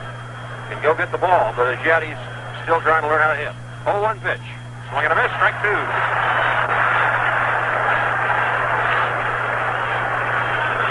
Burke steps out, hoists the bat over his shoulder, looks down to Preston Gomez, behind on the count 0-2.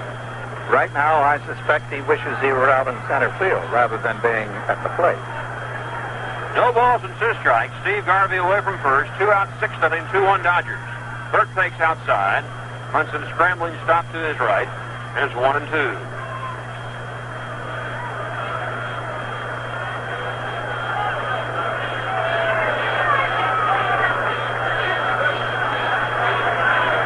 Here in the 6th, Garvey dumps a bunt for a single with 1 out. He's still at first with 2 away. Burke waiting. Gullett's 1-2 pitch. Popped up foul over behind the Yankee dugout, back into the stands. Game 2 of the 1977 World Series comes to you tomorrow night. 8:07. Eastern Time, 7:07 in the Central Time Zone, and 5:05 on the West Coast, 5:07. Catfish Hunter and Bert Hooton. And then Thursday will be a day off for travel. And Game 3 from Los Angeles on Friday night. Tommy John for the Dodgers and Ron Guidry for the Yankees. Gullett goes to the stretch. The 1-2 pitch to Glenn Burke. On the way, there goes Garvey. A ground ball, hit and run, beauty, base hit, right center field. Garvey halfway to third. Rivers coming in. They're waving Garvey home. The throw to the plate is going to be in time. They got it.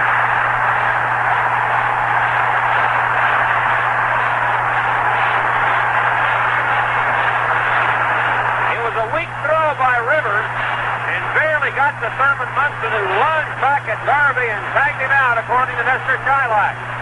So the Yankees save a run. The Dodgers try to steal a run. As Glenn Burke did an excellent job of hitting behind the runner. Randolph had broken to second to cover with Garvey moving on the pitch. Burke rolled at the right center field, and when Jackson and Rivers were slow in getting over to the ball, Preston Gomez waved Garvey around third. And the throw barely got there for the final out. So no runs, 2 hits, 1 left. And at the end of 5.5 innings, Dodgers 2, Yankees 1.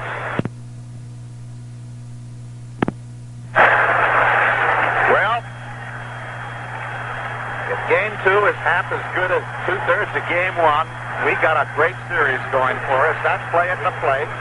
Mickey Rivers on the money, but very weak throw, just bouncing in. Just got Garvey, according to the plate umpire. I myself don't know. But there it is. And Ross, we're going into the bottom of the 6th. And Willie Randolph leads off for the Yankees, and Sutton's first pitch is inside for the ball. Sutton is retired. 13 of the last 14 Dodgers to face him. Munson, a diving tag of Steve Garvey at home plate. And Chilak, who'd gone out in front of the plate on the first base side, made the call. Next pitch low to Randolph, ball 2. 2-0. Randolph has bounced to third and has been called out on strikes tonight. Sutton to the windup. The 2-0 pitch to Randolph, swung on and missed. 2-1. Well, I'm tempted to say they'll be talking about that play at the plate for a long time, but you know what? I don't think they will. There's going to be so many exciting plays in this World Series, it'll be long forgotten before anybody wins this game. Sutton winds in the 2-1 pitch to Randolph. Call strike 2. Looks like a slider broke into Randolph, and it's 2 balls and 2 strikes. Thurman Munson and Reggie Jackson will follow in the New York 6. 2-1 Dodgers. Both teams with 4 hits. The 2-2 delivery. Fly ball to left field and deep. Baker going over toward the corner. This one is gone. Home run, Willie Randolph.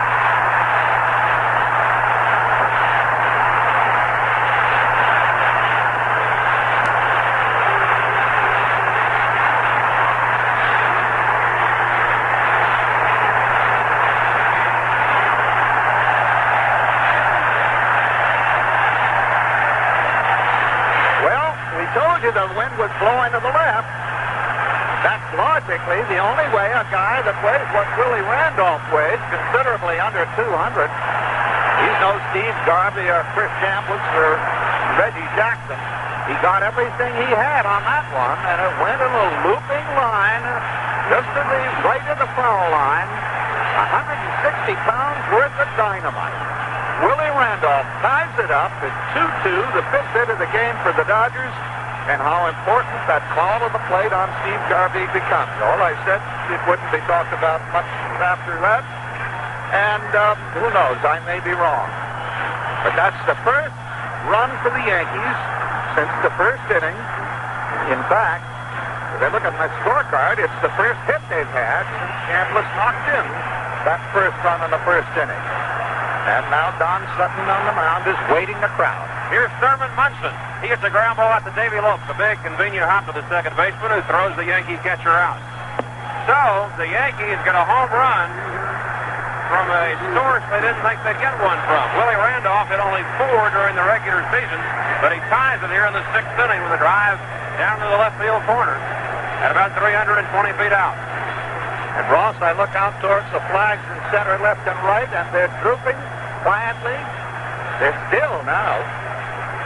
Here's Reggie Jackson, who has a single and 2 at-bats, and a breaking ball from Sutton misses inside for a ball.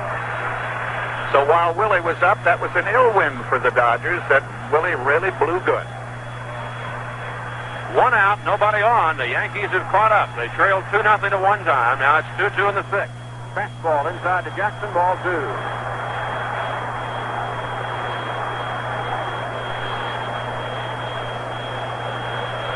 Reggie Jackson waiting from the left side. Powerful left-handed hitter. Sutton's 2-0 pitch. Took something off and a foul ball. 2-1. Ricochets over to the Dodger dugout. Well, Randolph got around on it. Pulled it down the left field line for a home run. And just like that, the Yankees have caught up here in the bottom half of the 6th inning in Game 1 of the 1977 World Series. Randolph last year for the Yankees had 1 home run all season long in 430 at-bats. Fastball high and inside. It hit Reggie Jackson on the wrist. You don't see hit by pitch ball maybe 3 or 4 times a year, and in this game we've already had 2 of them, one by each pitcher. Gullett hit Baker, and now Sutton has hit Jackson. So the Yankees have the go-ahead run at first base now with 1 out in the 6th inning. And here's Chris Chambliss, who had singled and popped up. Sutton goes to the stretch. The pitch to Chambliss. Crowds him inside, ball 1.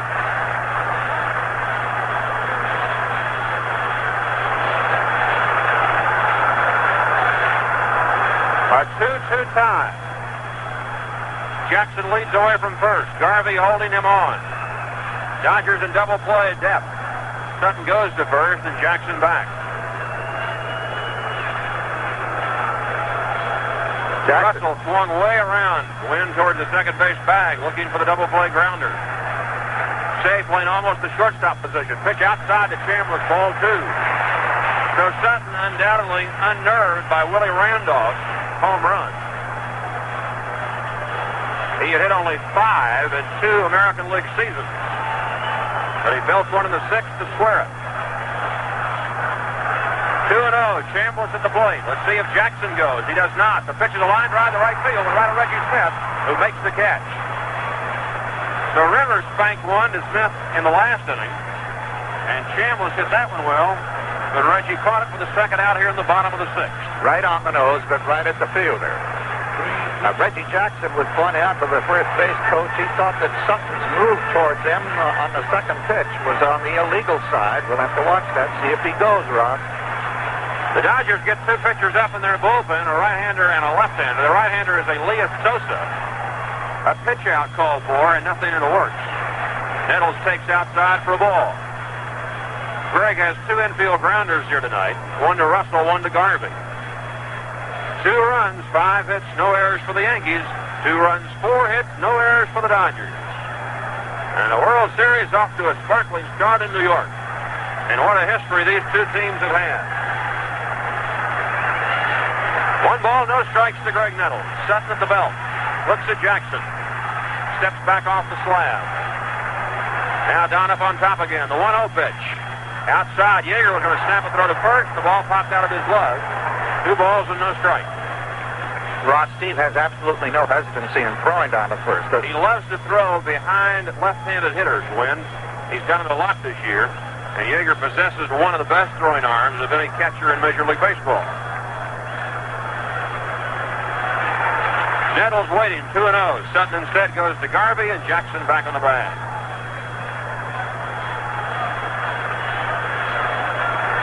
When the Dodgers bat on the 7th, they'll have Yeager, Sutton, and Lopes. There goes Jackson.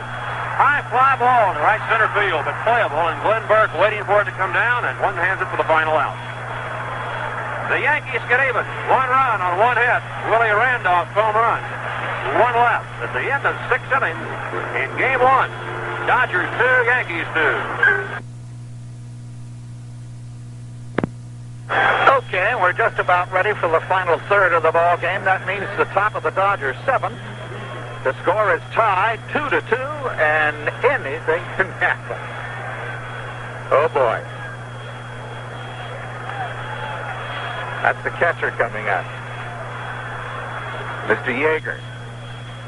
and he can park one. The flags are still. Nobody gets any help from the wind this time. For the first time since this game was 8 pitches old, Don Gullett is even. 2-2 as we go to the 7th. Steve Yeager takes low for a ball, 1-0. Yeager has grounded out twice tonight. Gullett's pitch. Popped up foul behind the plate into the stand. 1 ball and 1 strike. Yeager, Sutton, and Lopes for the Dodgers here in the 7th inning. And the Yankees on second baseman Willie Randolph, home run into the left field corner in the 6th. And made it a brand new ball game. Yankees have out-hit the Dodgers tonight, 5-4. Gullett to the windup, and the 1-1 pitch. High and away, ball 2, 2-1. Unexpected things in this ball game. The fact that Gullett has gone this far, the fact that Randolph hit the home run, and the fact that it's tied through 7. I think most everybody would have agreed that the Dodgers had a big edge for this game. 2-1, the pitch to Yeager. Popped up. Off to the right in foul territory. Chambliss in a hurry. He's there in front of the Yankee dugout and one-hands the ball.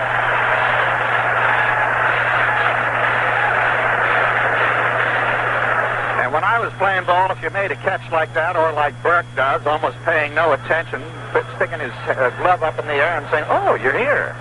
You know, your coaches in my day would have thrown you out on your ear, but I guess it's the new glove. Everybody seems to be doing it. They're like pillowcases. Don Sutton has struck out and then tried to punt his way on his last time up, and Gullett came down to throw him out. 1 out, nobody on, top of the 7th, a 2-2 tie. Gullett to the windup and the pitch. Fastball swung on a miss.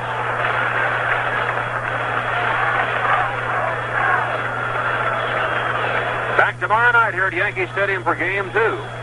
Catfish Hunter and Bert Hooten. Fastball high to Sutton for a ball. 1-1. Dodgers got 2 in the 1st. Yankees got 1 in the 1st, 1 in the 6th. Now we're in the 7th. Gullett's 1-1 pitch to Sutton. High fastball called strike 2, 1-2. Dodgers seem to be a little bit perturbed by the high strike calls of the American League umpire, Nestor Shylock. But the 2 leagues have different umpiring codes. That's known. A pitch outside is Sutton 2-2. So they're going to have to adjust to that, just as the National League umpires seem to call those pitches at the knees strikes more than the American League umpires. Watching Bert Hooten in Philadelphia, he seemed to think they were... Anyway, okay. We see Hooten tomorrow night. The 2-2 pitch to Sutton. Hit foul back on the screen behind the plate. The Dodgers have had only 1 hit since the 3rd inning. That was Garvey's bunt single in the 6th. That was until Burke single plate on Mickey Rivers' throw there to close out the top of the 6th. Gullett is set. The 2-2 pitch to Sutton. Inside, ball 3, 3-2. Gullett wanted that one. Gullett has allowed 4 hits. Struck out 4, walked 4, hit a batter. But after the 1st inning, he has settled down and blanked the Dodgers on 3 hits since then. Now the windup and the 3-2 pitch to Sutton. Left him upstairs, ball 4. Well, when I was a player, they used to say never catch a ball with one hand. Whenever I got into a fight, my father told me never throw a right-hand lead. Nobody pays any attention to those things. But I think it still pertains never watch the other guy pitch. That's got to hurt you. And I don't want to presuppose, but throughout this year, Don Gullett's history has been that he can become wild, no matter how well he's pitched before, in the 7th, 8th, and 9th innings. Sutton burns the warm-up jacket at first base, and here's Davey Lopes. There's 0 for 2 plus a walk. Gullett pitch. Breaking ball. Swung on a miss. Strike 1. Now the Yankees get somebody up in the bullpen. You want to bet it's not Sparky Lyle? He's got a left arm. Got a mustache? No, he's throwing right-handed. Lopes waits. 0-1 pitch. Bounced up toward third and roll foul. High hopper. And it's no balls and 2 strikes to Lopes, and Sutton, who churned into second, will have to go back to first. Ross, in view of the fact that the Dodger batters coming up were primarily right-handers, that is Dick Chidrow. Warming up, that is. A 2-2 tie in the 7th inning, Game 1 of the 1977 World Series from Yankee Stadium, New York. Ross Porter with Win Elliott. Happy to have you on board on the CBS Radio Network. We'll be here tomorrow night, 7 minutes past 8 o'clock in the East, for Game 2. Hooten the Hunter. And then on to Los Angeles. Gullett stretches, looks at Sutton. 0-2 pitch to Lopes, low for a ball, 1-2. Bill Russell on deck. 2 extra base hits in this game. Bill Russell's RBI triple for the Dodgers in the first. Willie Randolph's solo homer for the Yankees to get them even in the 6th. Gullett has just walked his 5th man of the night. Gets his signal, goes to the stretch. Looks at Sutton. The 1-2 pitch to Lopes. Struck him out. Lopes goes down swinging and becomes Gullett's 5th strikeout victim. You know, the pro athletes always tell you pressure is something that you put on yourself. I think that's a lot of baloney. He wouldn't be so careful and so circumspect if this was the 3rd inning. I'm talking about Gullett. And how come the NFL quarterbacks can go 90 yards in 20 seconds at the end of the game when they can't score 5 yards at the beginning of the game? Pressure. In addition to his triple tonight, Russell has hit a couple of fly balls to the outfield. He grounds one back over Nettles' head. He goes back, gloves it, goes down to Randolph, and they get the force on Sutton. So Nettles was in the grass for Russell, but he was able to retreat, make the one hopper over his head, and get the force out at second base, 5-4. So the walk doesn't hurt Gullett. 1 man left at the end of 6.5 innings. Yankees 2, Dodgers 2.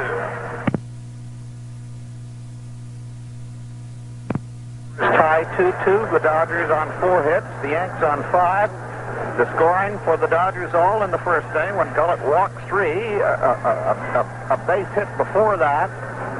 And Billy Martin, showing his caution, has now got Sparky Lyle working out in the bullpen. And, well, he might, because as I said earlier, Don Gullett has shown a history during his pitching year of going up on the 7th, 8th, and 9th innings. But I'd like to say it now. He surprised me. I never thought the guy would go this long, pitch this well, not after having seen him in the opening game against Kansas City. He told Billy Martin that he could do it, and up through 7 innings, by golly, he's done it. He's not only a great all-around athlete, but he's got a pretty big heart. Gullett is due to bat 3rd here in the bottom of the 7th inning, so it may be the Don is through after that very strong 7 innings tonight. We'll see if Billy Martin pinch hits for Gullett. First, Lou Piniella and Bucky Dent are due to face Don Sutton here in the bottom of the 7th inning, a 2-2 tie. Piniella has flied to left and struck out swinging his last appearance. Sutton winds to the pitch. Outside for a ball, 1-0. Sutton had retired 13 of the last 14 Yankee batters to face him when Willie Randolph led off the 6th inning with a home run down the left field line. The 1-0 pitch to Piniella. Breaking ball, swung on a miss, strike 1, 1-1. Tom Lasorda's got Sosa and Ruxin warming up in the Dodger bullpen. And Lyle, of course, is working out there for the Yankees. Sutton winds the 1-1 pitch. Line drive to right center field. It's going to drop in for a base hit. Smith over to get it.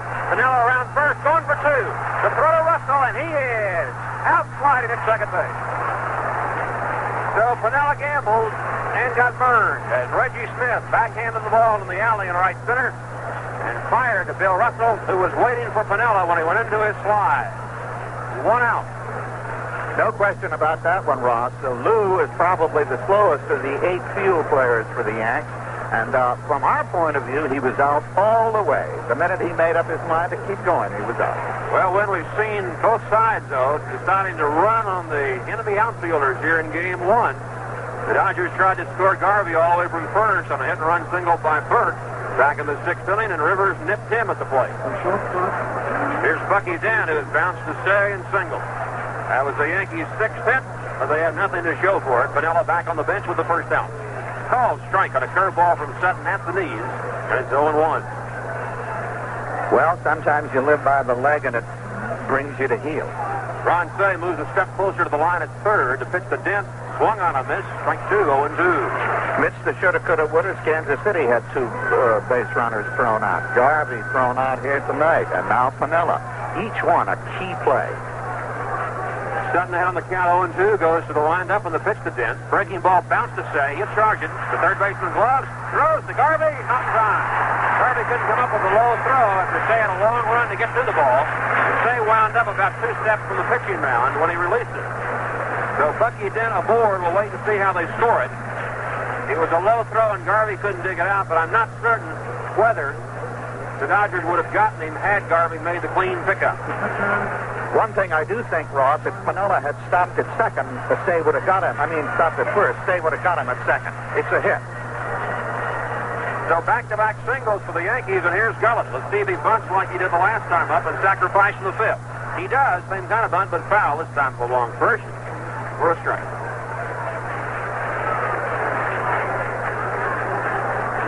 The Yankees about hit the Dodgers 7-4, but it is still a 2-2 tie. 1 out deep in the bottom of the 7th inning. When the Dodgers battle the 8th, they'll have Reggie Smith, Ron Cey, and Steve Garvey. And perhaps we've answered one question, Win Elliott, and that is Gullett looks like he's going to stay in the game because he's batting. Sutton throws to first and Dent back in time. Well, I suspect Gullett is as good a bunter as he has on the squad, and that's his intention, to get the runner down for Mickey Rivers. Sutton's pitch. He is bunted. Sutton down to get it. He's going to go back to first base. He looked at second, decided better, and threw to Lopes, and they get Don Gullett, who does it for the second time tonight, with a sacrifice bunt. And now, once again, it puts the burden or the opportunity, depending upon how you look at it, on Mickey Rivers. And Tommy Lasorda trots out to the mound to talk to Don Sutton, and he's asking him one question. With first base open, would you rather walk Rivers and take your chance with Willie Randolph, who hit the home run off of you last night? Let's see what happens. On the basis of their season's play, I think Rivers is the more dangerous of the two as far as an RBI man. He is a workman, a mechanic with that bat. He hit a line drive to right field. Had it been 15 feet either way, would have been in. He's got Dent on second to pick up to give the Yankees the lead. All right. Lasorda back in the Dodger dugout. And apparently they're going to pitch to Rivers. Monty Basco, one of the Dodger coaches, motioning Reggie Smith in right field. Move over a little. Sutton's pitch to Rivers. Low outside for ball 1-0. It could be that they'll just pitch around Rivers and make him chase what Sutton would hope would be a bad ball. Ross, it's very difficult to pitch around Rivers. He hits him from over his head. Bucky Dent with a go-ahead run at second. 2 out, 7th inning. The pitch from Sutton. Ground ball foul over the third base coaching box into the stands on a big hop. And it's 1 ball and 1 strike to Rivers. In the Yankee dugout right now is the best bad ball hitter I ever saw, Yogi Berra. But that right now is probably second or third bad ball hitter I ever saw best, and that's Mickey Rivers. You see that one, he foozled down towards the third base line. He can find the seams. It's almost like magic. Rivers 0 for 3, waiting at the plate. Sutton's 1-1 pitch. Swung on it, missed. Strike 2. 1-2. Rivers is grounded to second, flying to left, line to right. And Sutton trying to get him and keep the Dodgers even here in the bottom of the 7th inning. Now the stretching by Sutton. The 1-2 pitch. Pops up along the left field line. A long run for Baker coming to the foul line. It's a foul ball. Back off the line, maybe a few feet or so. Baker had a long run, didn't quite get there. Wow. That couldn't have been, we can't see the left field corner here, but it couldn't have been more than inches. And Baker coming with the Willie Mays hat falling off. I tell you, whether you're rooting for the Dodgers or the Yankees, try a couple of deep breaths.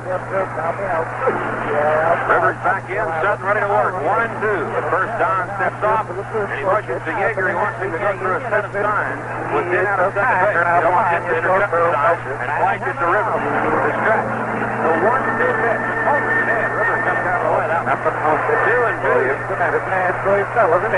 Rivers likes to lean over that plate. Barrel for a ball. Telling Rivers to know in certain terms, part of that play is mine. 2 balls and 2 strikes. 10th spot in game 1 of the World Series. Don Sutton at the belt. Again, steps off the pitching rubber, and Mickey Rivers steps out of the batter's box. Now Sutton is set again. The 2-2 pitch. Pops up.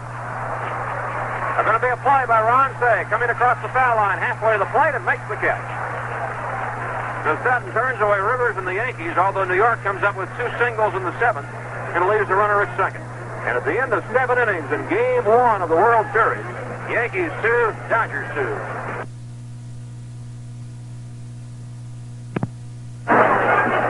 And I want to tell you, this game has given you, or me at least, everything I would expect in the World Series. It's the premier, it's the Blue Ribbon Classic of the national pastime, and you expect the best, and we've had it.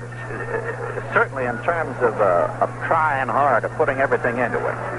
Mickey Rivers had his chance there. He was the guy that threw Garvey out at the plate. It was a simple, bouncy little throw that just made the plate, but it got there in time to make the put-out. And twice now, Mickey's been up at the plate with a run in scoring position. And twice, pitcher Don Sutton has been equal, as they say, to the task. Although that one, it was touch and go.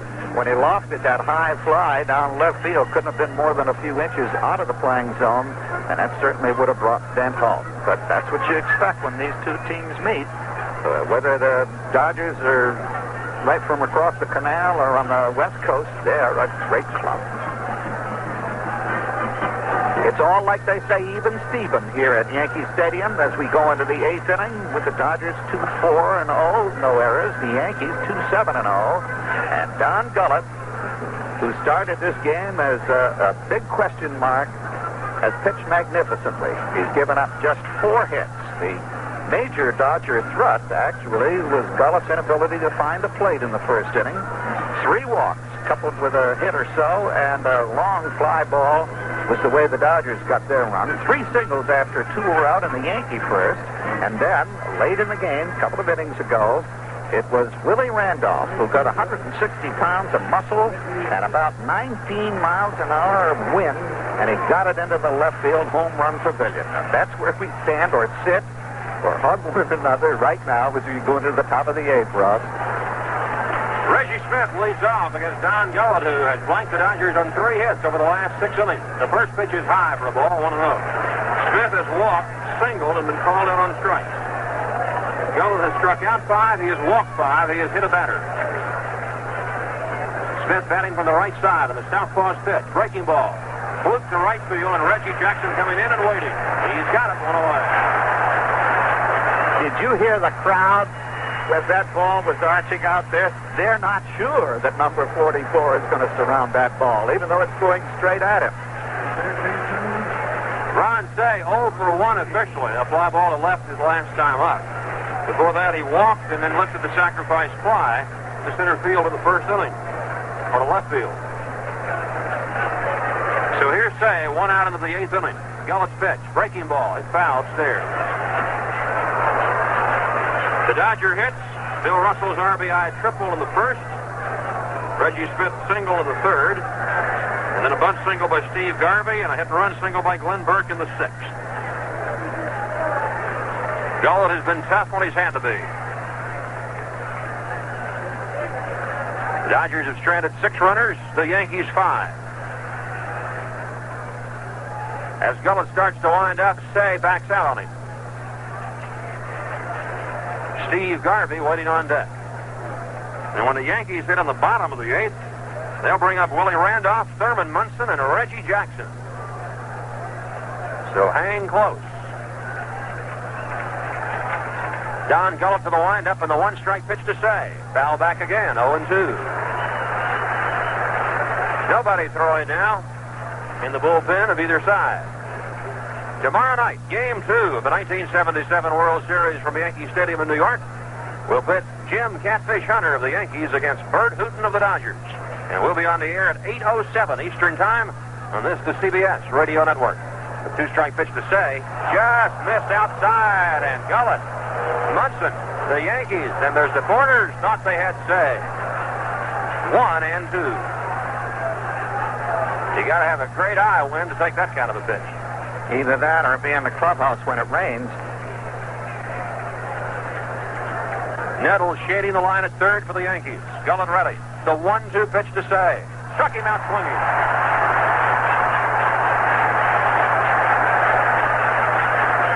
6 strikeouts tonight for Don Gullett. a man who had to leave playoff game 1 in Kansas City last week because of a sore shoulder. But since the first inning, he has been some kind of a pitcher for the Yankees. Steve Garvey has walked flat out and bunted his way on. I don't know about that, Gullett. Misery must like adversity because he sure has come out of the ashes, and here he is pitching this brilliant game. It's a great story. Gullett to the windup. The first one to Garvey. Breaking ball in. Called strike 1. What a history, though, the Yankees and Dodgers have experienced over the years. Mickey Owens' pass ball in the 41 series. Al Gianfrido's great catch of Joe DiMaggio's fly ball here in 1947.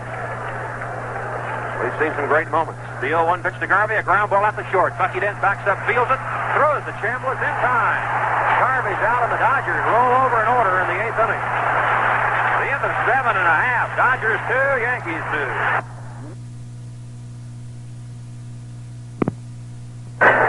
Wayne Elliott and Ross Porter back at Yankee Stadium as we go to the last of the 8th, and the score tied 2-2. And Ross, as you were running over those dramatic moments between these two teams, this is not quite fair because I happened to stumble over it the other day. Amoroso's catch on Berra, the strike down the left field line, which would have won the game for the Yankees. You know who started in left field for the Dodgers that day? I just have to guess. Gilliam? Right. And Alston made the greatest defensive move in the history of the series. He took Gilliam in, put Ambrose out there, and Ambrose made the catch. The fans come to life at Yankee Stadium as Willie Randolph leads off in the bottom half of the 8th inning. Randolph got New York even in the 6th inning when he hammered the bases-empty home run down the left field line. Don Sutton ready to go to work. The windup on the first one to Randolph. Breaking ball for a called strike. Before he homered in the 6th, Randolph had bounced to 3rd and been called out on strikes. Sutton has 4 strikeouts, no walks. He's hit a batter. The next one to Randolph. Curveball tapped foul along 3rd. And it's no balls and 2 strikes. Ross, this kid can put the power to the ball at the most unexpected moments. The most crucial game the Yanks played all season. They've been defeated with the Red Sox 3 times. They had him here. First game. 2 outs, 9th inning. They're trailing but 2. Randolph hits the ball over Yaz's head. And that is the Red Sox minute hit a home run. He's in a hole 0-2. Sutton's pitch. High. Randolph stayed away from it. Almost broke his wrist. But it's 1-2. So those 160 pounds of his are fully packed. Cey a step and a half off the line behind the bag at 3rd. The 1-2 pitch. Did he go around? He tried to check his swing. An appeal made down to first to Ed Sudol, and no, says Sudol. Ball 2. He took his time making that motion, didn't he? Yeager kept waiting for Sudol to make a call to help Nestor Shylock. Finally, Sudol put palms down.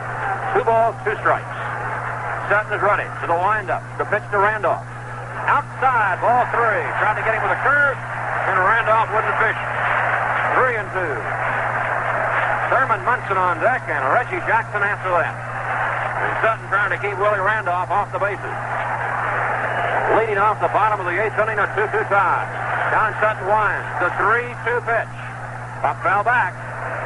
Jammed him, and Randolph got around on it.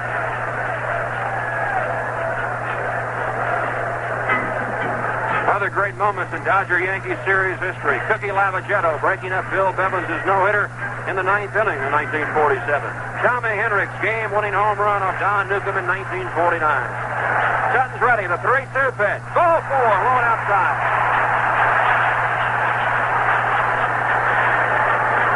All year long, the New York Yankees, if they could stay close to you, no matter who was pitching, no matter what the complexion of the game, if they could stay close to you, they jumped up and bit you in the 8th inning. That's Don Sutton's first walk of the night, and the Yankees have the potential winning run at first base. Although we're in the bottom of the 8th. When the Dodgers come up in the 9th, they'll send up Baker, Burke, and Yeager. Here's Thurman Munson. He has a single and 3 at-bats.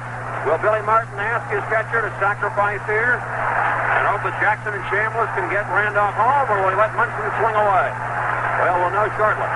Sutton at the belt. There goes Randolph. A line drive to left field, base hit. Going into the corner. Randolph halfway to 3rd. Baker up with the ball. Randolph is way home. The throw is late. Yankees lead 3-2.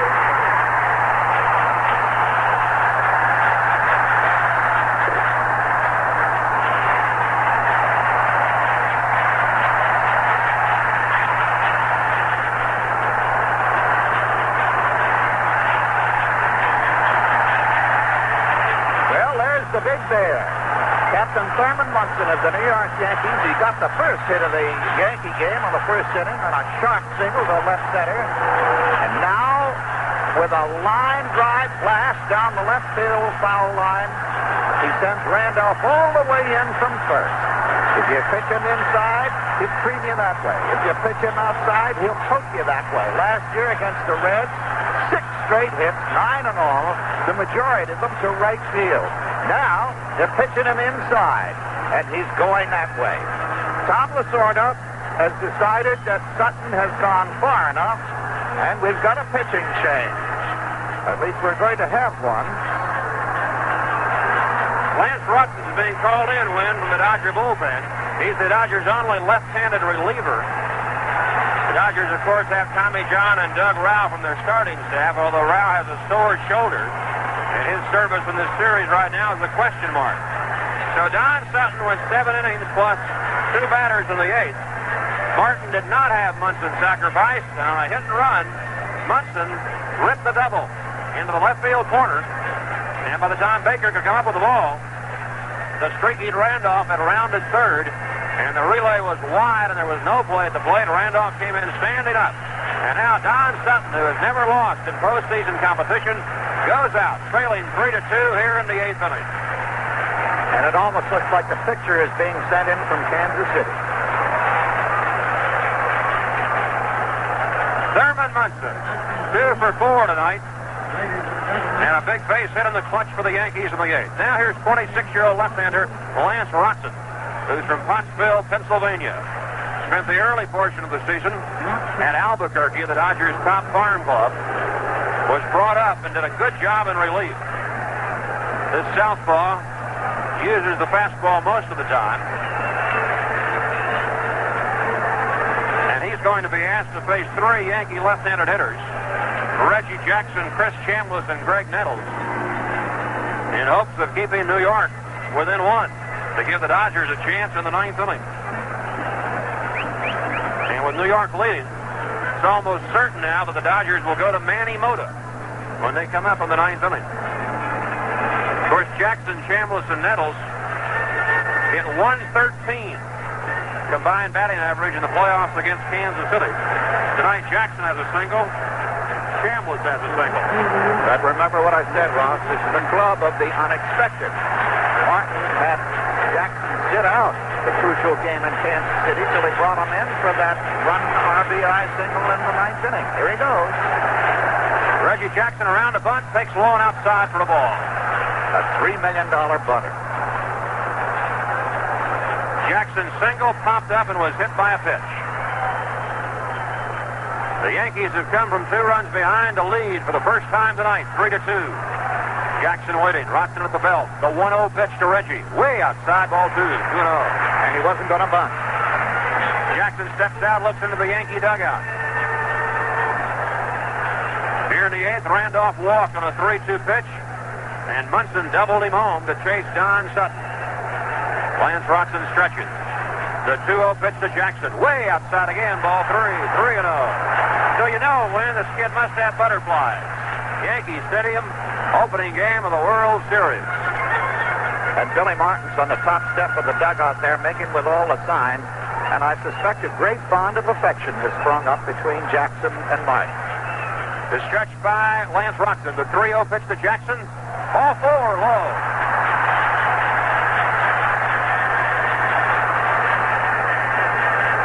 So the Yankees have runners at first and second as Chris Chambliss strides the plate, crosses the plate, keeps walking down toward third base coach Dick Hauser, who meets him and tells him what he wants Billy Martin tells him to do. So Munson at second, Jackson at first. After Chambliss, the Yankees have Nettles and Piniella waiting to try to break this one wide open in the 8th inning. 3 runs, 8 hits, no errors for the Yankees. 2 runs, 4 hits, no errors for the Dodgers. New York got single runs in the first, 6th and 8th. The Dodgers got their 2 in the first. Rutzen's pitch to Chambliss, a call strike. Graig Yeager snaps to throw to second, not in time. Munson getting back without a tag from Bill Russell. Munson Chambliss around to bunt win, but he didn't get it down. Now, I was going to say about Munson, he's not the fastest man in the world, but he runs those bases like he's going to a fire. Staying on the grass a couple of steps. Garvey way back at first. Rotson ready. The one-strike pitch to Chris Chambliss. He does bunt. Rotson's got to play at third base. And they easily get Munson. Say couldn't find the bag. And finally went over and tagged it. Had plenty of time, and they get the lead runner. So 1-5 as Chambliss bunted it too hard and right back to the pitcher Rotson for an easy 4-7. Hey, you're right. Ron couldn't find third base like Billy Russell couldn't find second base in that other series. I think next spring training, Tom had better set up a course where they show you where the base is. Graig Nettles looking for his first hit. He's 0 for 3 tonight. A couple of infield grounders and a fly ball to center. Yankees 3, Dodgers 2, bottom of the 8th inning. Reggie Jackson now the runner at second. Chris Chambliss at first. And Graig Nettles waiting. Rotson's pitch. Breaking ball low and outside. Tomorrow night, Bert Hooton for the Dodgers. Catfish Hunter for the Yankees in Game 2. And we'll be on the air at 8:07 Eastern Time on the CBS Radio Network. Rotson set. The 1-0 pitch. Fastball misses outside. Ball 2. 2-0.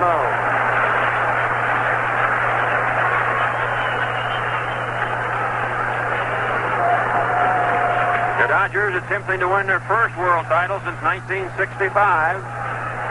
Yankees trying to win their first world championship in 15 years. And what a great start tonight for this year's World Series.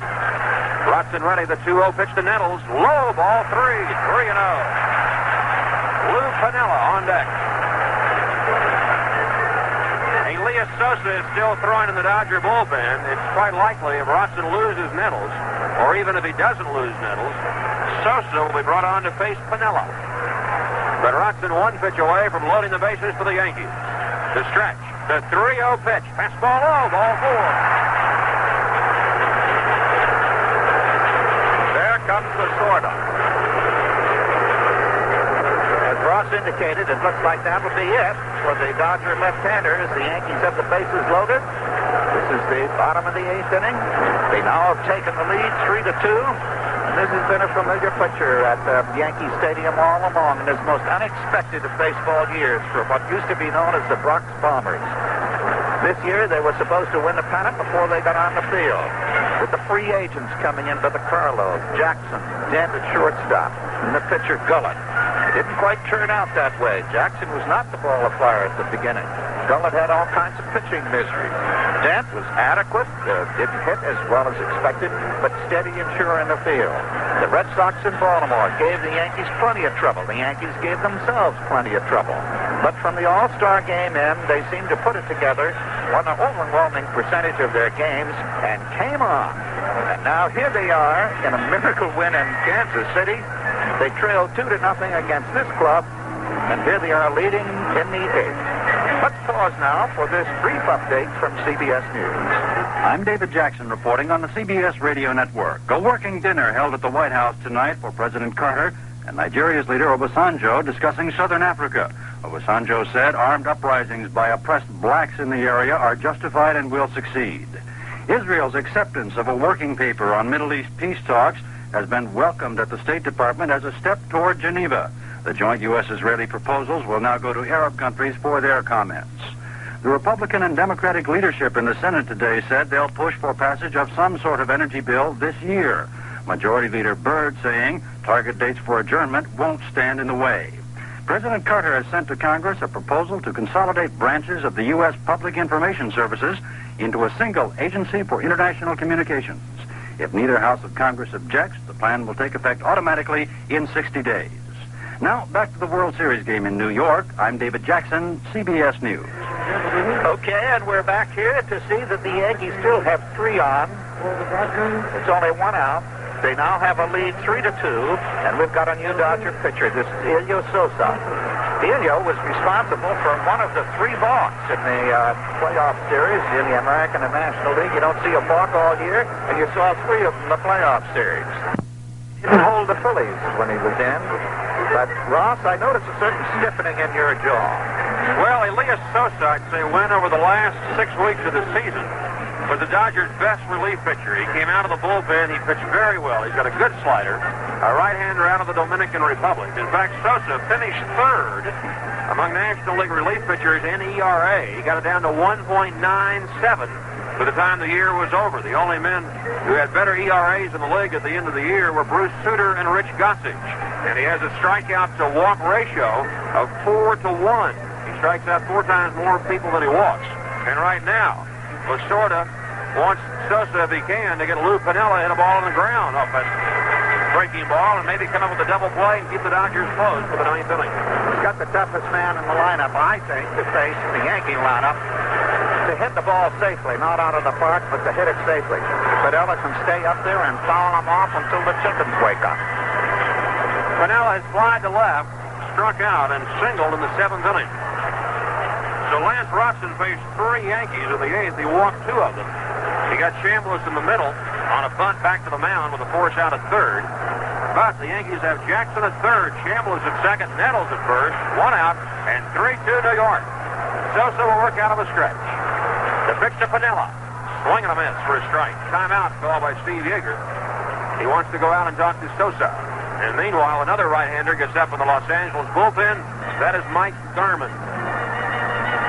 Billy Martin loves this squeeze play, but Ross, I don't. With Jackson, I would doubt it. Not in this situation. And a guy that always gets a piece of the ball, usually does, like Piniella, I doubt the squeeze play. Piniella hit 330 during the season, 333 in the playoffs. He's a tough out. Sosa at the belt. The 0-1 pitch. Bounce foul behind the plate, 0-2. On deck, Yankee shortstop Bucky Dent. And if you're not keeping score with us, remember in the top of the 9th inning, the Dodgers are due to send up Dusty Baker, Glenn Burke, and Steve Yeager to face Don Gullett. Piniella steps out, trying to dig a toe hole in from the right side. Elias Sosa up on top, ready to go to work. Now the stretch. And the 2-strike pitch to Piniella. Hit over the first base bag, foul. Just foul. Garvey lunged for the ball, couldn't get it. But first base umpire Ed Sudol right on top of the play. In fact, the ball almost hit Sudol, and he quickly gestured foul, and the Yankees lose a couple of runs on that one. Yeah, baseball is a game of inches. That one was a game of centimeters. It seemed to get, I don't know how close it was. We're in a bad angle, but there was the ball game right there. Piniella back in, behind on the count, 0-2. Bases loaded, 1 out. Yankees 3, Dodgers 2 in the last of the 8th. Sosa, the third Dodger pitcher of the inning, goes to the stretch. Here comes the 0-2 pitch. Struck him out. So Sosa comes in and gets a big strikeout for the Dodgers. Before we see about Bucky Dent, let's pause 5 seconds for station identification. This is the CBS Radio Network. You're listening to WROW, Albany, your World Series station. Bucky Dent has singled his last 2 times up tonight after bouncing out. In the 2nd inning, he's 2 for 3. Sosa will continue to work out of the stretch with the bases loaded and out, 2 out. That was a big strikeout for the Dodgers and Elias Sosa when he got Piniella. Dent, a pesky hitter, waiting from the right side. The pitch from Sosa. Low and outside, diving, stopped by catcher Steve Yeager. Elio Sosa, the man of the moment, and that was a magnificent effort by him. He didn't lose his cool when Piniella took an inside pitch and directed it right down that first baseline. Sosa stayed right in there and got him on a foozle pitch. Sosa's been with 4 National League clubs, the Giants, the Cardinals, the Braves, and the Dodgers the last 2 years. Now the stretch. Dent waiting. Here's the 1-0 pitch.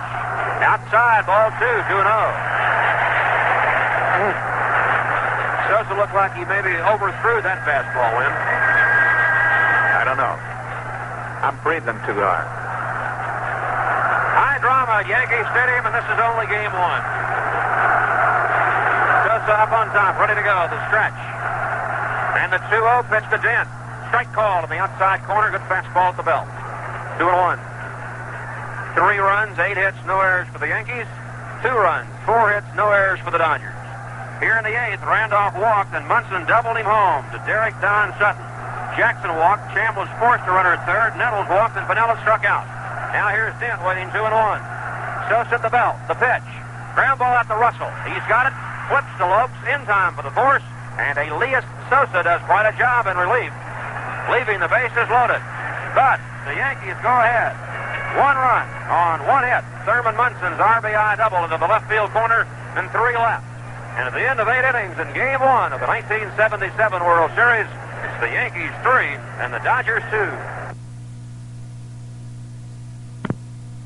Fans, enjoy the drama of the World Series by getting your official copy of the 77 World Series program, the same one that's being sold here at the stadium. 80 pages, a sure collector's item, colors, features, divisional winners, stories on past series. Or look for the program at newsstands, or you can order your copy now. Send a check or money order, $2.50 to World Series Program, P.O. Box 666, San Francisco, CA 94101. The proceeding brought to you in the interest of Major League Baseball. Now here's Major League Baseball down to the top of the ninth. The Yankees leading by 1 run. I'm not smiling, I'm nervous. Ross. Okay, we're into the 9th inning. The Yankees make a defensive change. Paul Blair takes over in right field for Reggie Jackson. And Dusty Baker leads off against Don Gullett. He's 0 for 2, Baker. He was hit once by a pitch tonight. Gullett's delivery, low and outside for a ball. Tonight's paid attendance, 56,668. The largest crowd of the year at Yankee Stadium. And they've seen a beauty. Manny Mota comes out on deck. Gullett winds and delivers 1-0. Baker fouls it back. 1-1. Baker, 30 home runs in the regular season, 2 in the playoffs. Baker hit .291 during the regular campaign, .357 in the League Championship Series against the Phillies. Graig Nettles guarding the line, trying to prevent an extra base hit. 1 ball and 1 strike. Gullett's pitch to Baker. Pop foul out of play off the right field side. 1-2. You know, that Gullet staggered early, Win, but boy, he's turned it around, hasn't he, since the first inning? He's been magnificent. And the Yankee 8th inning, I was starting to say, was almost a duplicate of the Dodgers' first inning. A walk, a double, a couple of walks, and the Dodgers managed to get a fly ball out of it, so they got the 2 runs. The Yankees did not. They only got the 1. Here's Gullett's 1-2 pitch to Baker. Inside, ball 2, fastball. Crowd cheering with heart, hoping for a called strike, but they didn't get it. 2-2.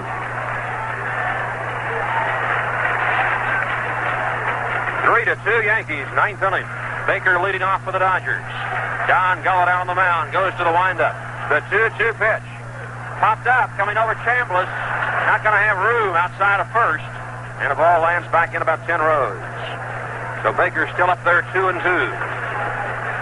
Tomorrow night, Jim Catfish Hunter makes his first appearance for the Yankees in more than a month.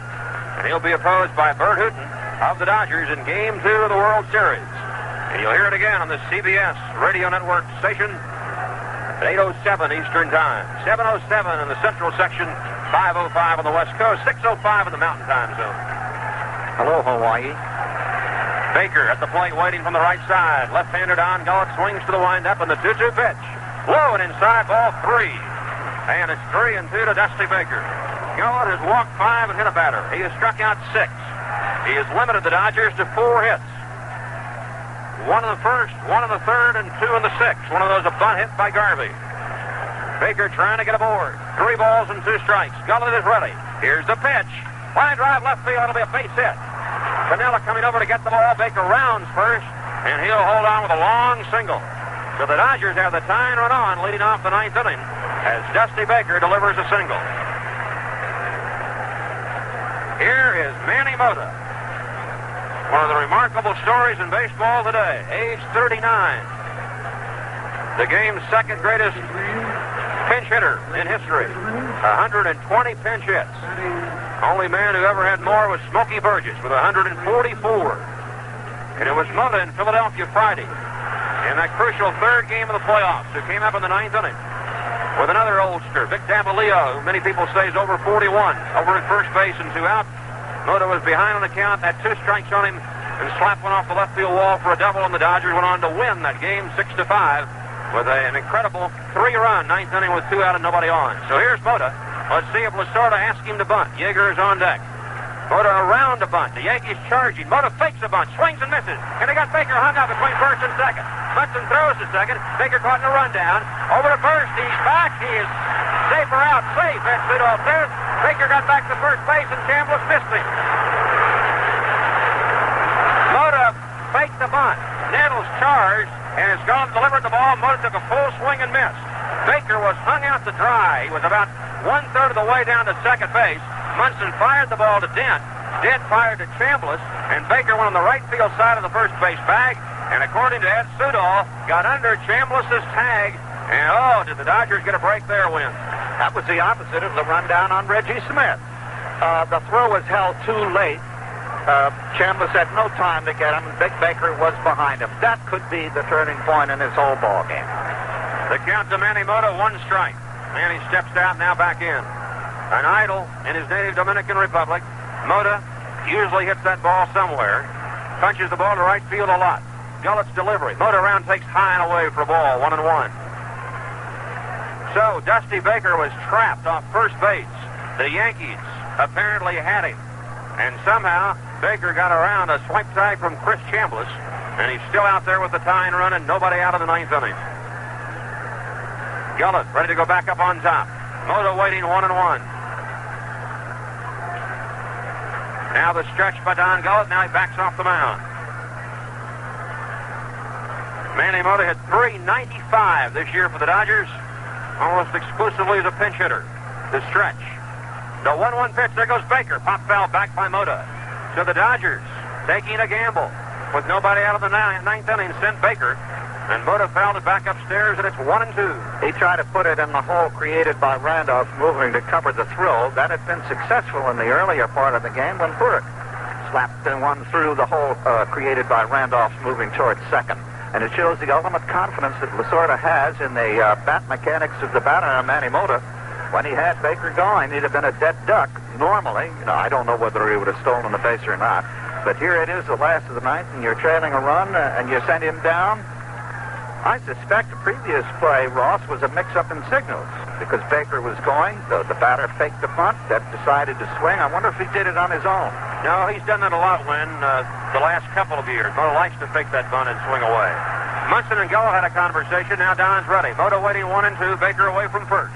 The pitch. Breaking ball. Fly ball. Flipped to right field. Paul Blair was playing him shallow, and he'll make the catch. 1 out. Mota deliberately tried to go to right field. Of course, he hoped to get it on the ground or loop it in to move Baker down to second. And it was a lazy summer evening fly ball that Paul Blair, an impeccable fielder, one of the great ones in the American League in those many years in center field for the Orioles, was there to take it. Steve Yeager has not hit the ball out of the infield tonight. He's 0 for 3, a couple of ground outs, and a foul out. Lee Lacy comes out on deck. He would hit for the pitcher. And in the Yankee bullpen in left center, Sparky Lyle, and a right-hander getting ready. We assume that's still Dick Tidrow, and it is. Here's Yeager. Baker away from first. 1 out, 9th inning. 3-2 Yankees. Gullett at the stretch position. Delivers to Yeager. High for a ball. Yeager hit .255 during the regular season. 16 home runs. 56 runs batted in. Yankees looking for the double play to wrap up game 1. Dodgers trying to get Baker home from first and tie it. The stretch by Gullett. The 1-0 pitch to Yeager. Way high and outside. Ball 2. 2-0.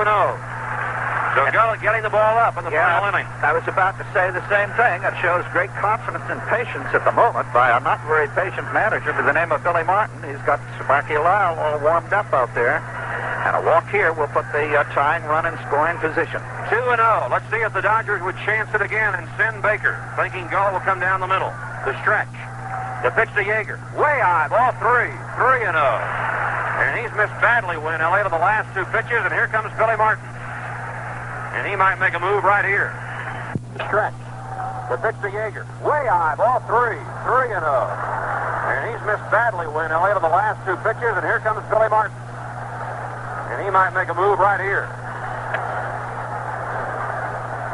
Martin crossing the first base foul line. No signals yet to his bullpen. He's had Lyle and Tidrow working for a couple of innings.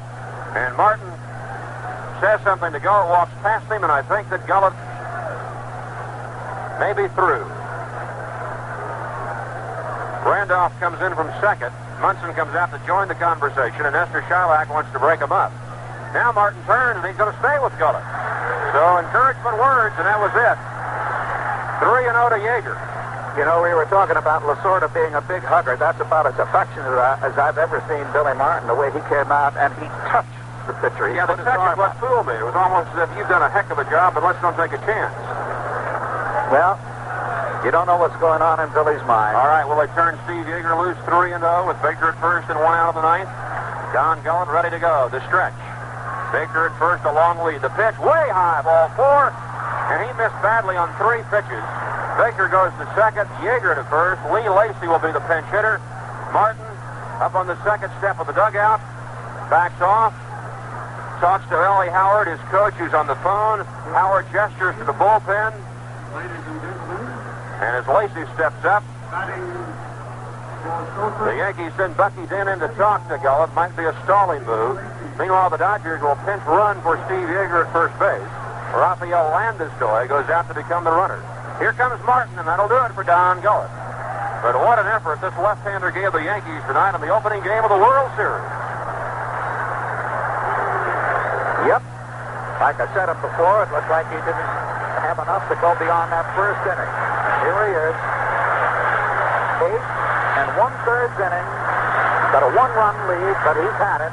As Ross reported, in walking the last batter, Steve Yeager, 3 of them were way high and outside, much like the pitches he was throwing in the first inning. Here is the applause and the appreciation of the back-jam Yankee Stadium. The home crowd, of course, to Don Gullett.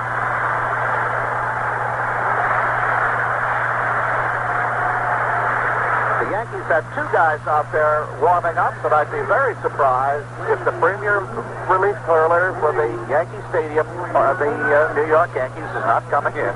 And he is. It'll be Sparky Lyle. We'll be right back. It's going to be Sparky Lyle back here at Yankee Stadium. Sparky, 1/2 of the Yankee pitching staff this year. The other half, 150 pounds of Ron Guidry. The others pitched in and helped, Figueroa and Torres. But this is the guy that's really got him here, Ross. Yes, he's had a tremendous year, Win, and of course he had an excellent playoff series against Kansas City. He won the last 2 games when the Yankees were down 2-1. He appeared in 4 of the 5 games against the Royals. His ERA in that series was 0.96. And that was coming, of course, on the back of the great regular season where he won 13, lost only 5, and had an ERA of 2.17. And I guess Sparky Lyle's slider is one of the wicked sliders in the game today. Well, he says that's the only pitch he has. And somebody asked him the other day, how come? When everybody else says, well, you got to have 3 pitches. You got to develop a change of pace. He says, that's all I need until it's proven otherwise. That's all I'm going to throw. The Dodger pinch hitter with 1 out of the ninth and runners at first and second with New York leading 3-2 is Lee Lacy. Lee's a pretty good hitter. He's batted .266 for the Dodgers and limited appearances during the year.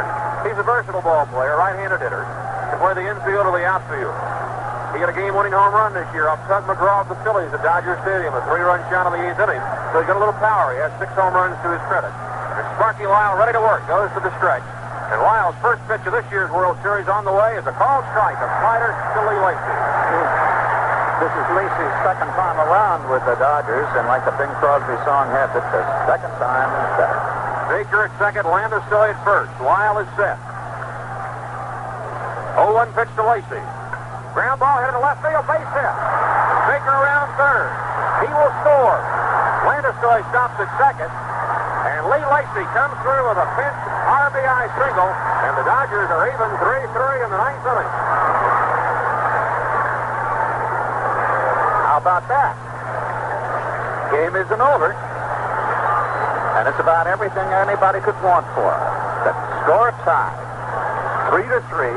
The inning not over. Only 1 out. Men on second and first.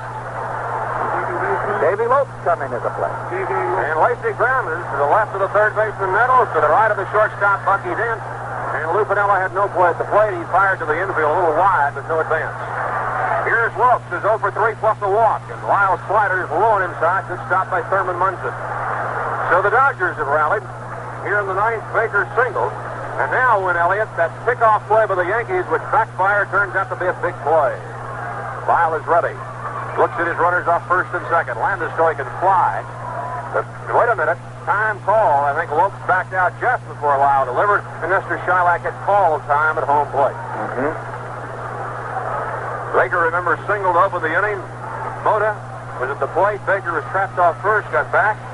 Mota, that is, flied out. Yeager walked, and Lacey singled. Lopes flips one into right center field. Mickey Rivers coming over. He's there and makes the catch. 2 away. Well, nobody ever said the Yankees had a patent on ninth-inning rallies. No, that was proved, I guess, Friday afternoon, a win in Philadelphia when the Dodgers staged that incredible comeback with 2 out and nobody on, trailing 5-3 to win it. 3 runs, like the Yankees staged their incredible rally. 3 runs. And the man who won the ball game that day for the Dodgers is up there right now, Bill Russell. Russell got the 9th-inning single then, with the Dodgers ahead of the Phillies 2-1. Russell 1 for 4 tonight, a triple in the first inning. Lyle's pitch. Line drive to center field, but it's hanging up, and Mickey Rivers is going to make the catch, and does. So Lyle gets Lopes and Russell on fly balls to center, but not before the Dodgers tied it on Lee Lacey's single. 1 run, 2 hits, 2 left. The end of 8.5 innings in a very good first game of this year's World Series. The Yankees 3 and the Dodgers 3. Last of the night, Yankee Stadium all tied up as the Dodgers rallied in their top half to get the 3rd run, which has drawn them even, and now the Yankees have 3 outs. Well, actually, they have 2 innings to win the game, because if they don't do it in this inning, they automatically get the 10th inning. That's the advantage of being the home team. And coming in to pitch for the Los Angeles Dodgers, their middle reliever. By that I mean, Ross, as I understand it, he's got to keep his middle down or he isn't relieving at any time. Well, you're talking about Mike Garman win, and Garman did lose about 12 to 14 pounds during the year. And he's been effective of late for the Dodgers. The Dodgers make 3 changes as we go to the bottom of the 9th. Jerry Grody takes over behind the plate for the Dodgers, and Rick Monday moves into center field. Remember, Mota hit for Glenn Burke, so Burke is out of the game. Landeskog ran for Yeager. He had to come out. And then Lacey was batting for Sosa when he connected for the pinch single to tie the ball game. Sparky Lyle will lead off here for New York. And then we'll see Rivers and Randolph. I don't know the last time Sparky batted. You know, there's the designated Sparky knows the last time he batted. Let's see, what is his form? Oh, he picks up the bat. Sparky batting from the left side, and right-hander Mike Garman ready. Fastball swung and a miss by Lyle. 3 runs, 8 hits, no errors for the Yankees. 3 runs, 6 hits, no errors for the Dodgers. We'll check a Dodger batting order, see how they made that triple switch here. Garman's next pitch, fastball swung and a miss by Lyle, strike 2. So Mike Garman challenging Sparky Lyle, going with the blazing stuff here to lead off the bottom of the 9th inning. And I think it's fair to say that Sparky is swinging and getting out of the way. Lyle tries to butt his way on, and pop fouls it behind the plate, and he is out. So the element of surprise, but it didn't work. Garman has the Dodgers' 6th strikeout as a staff. Sutton had 4, Sosa had 1. And one thing that 9th inning rally by the Dodgers did, it means that neither Don Sutton or Don Gullett will have any decision here tonight. Here's Mickey Rivers.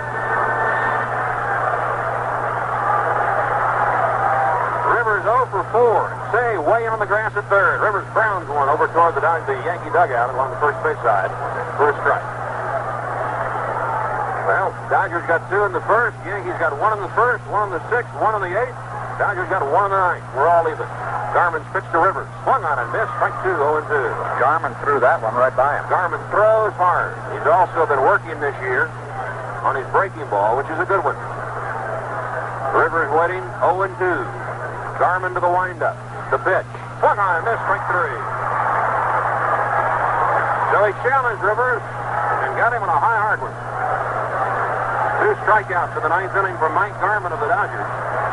And that'll bring on Willie Randolph, whose 6th inning home run got the Yankees a tie at the time, 2-2. Randolph also walked in the 8th inning and rode home on Thurman Munson's double in the left field corner, which sent the Yankees ahead, 3-2 at the time.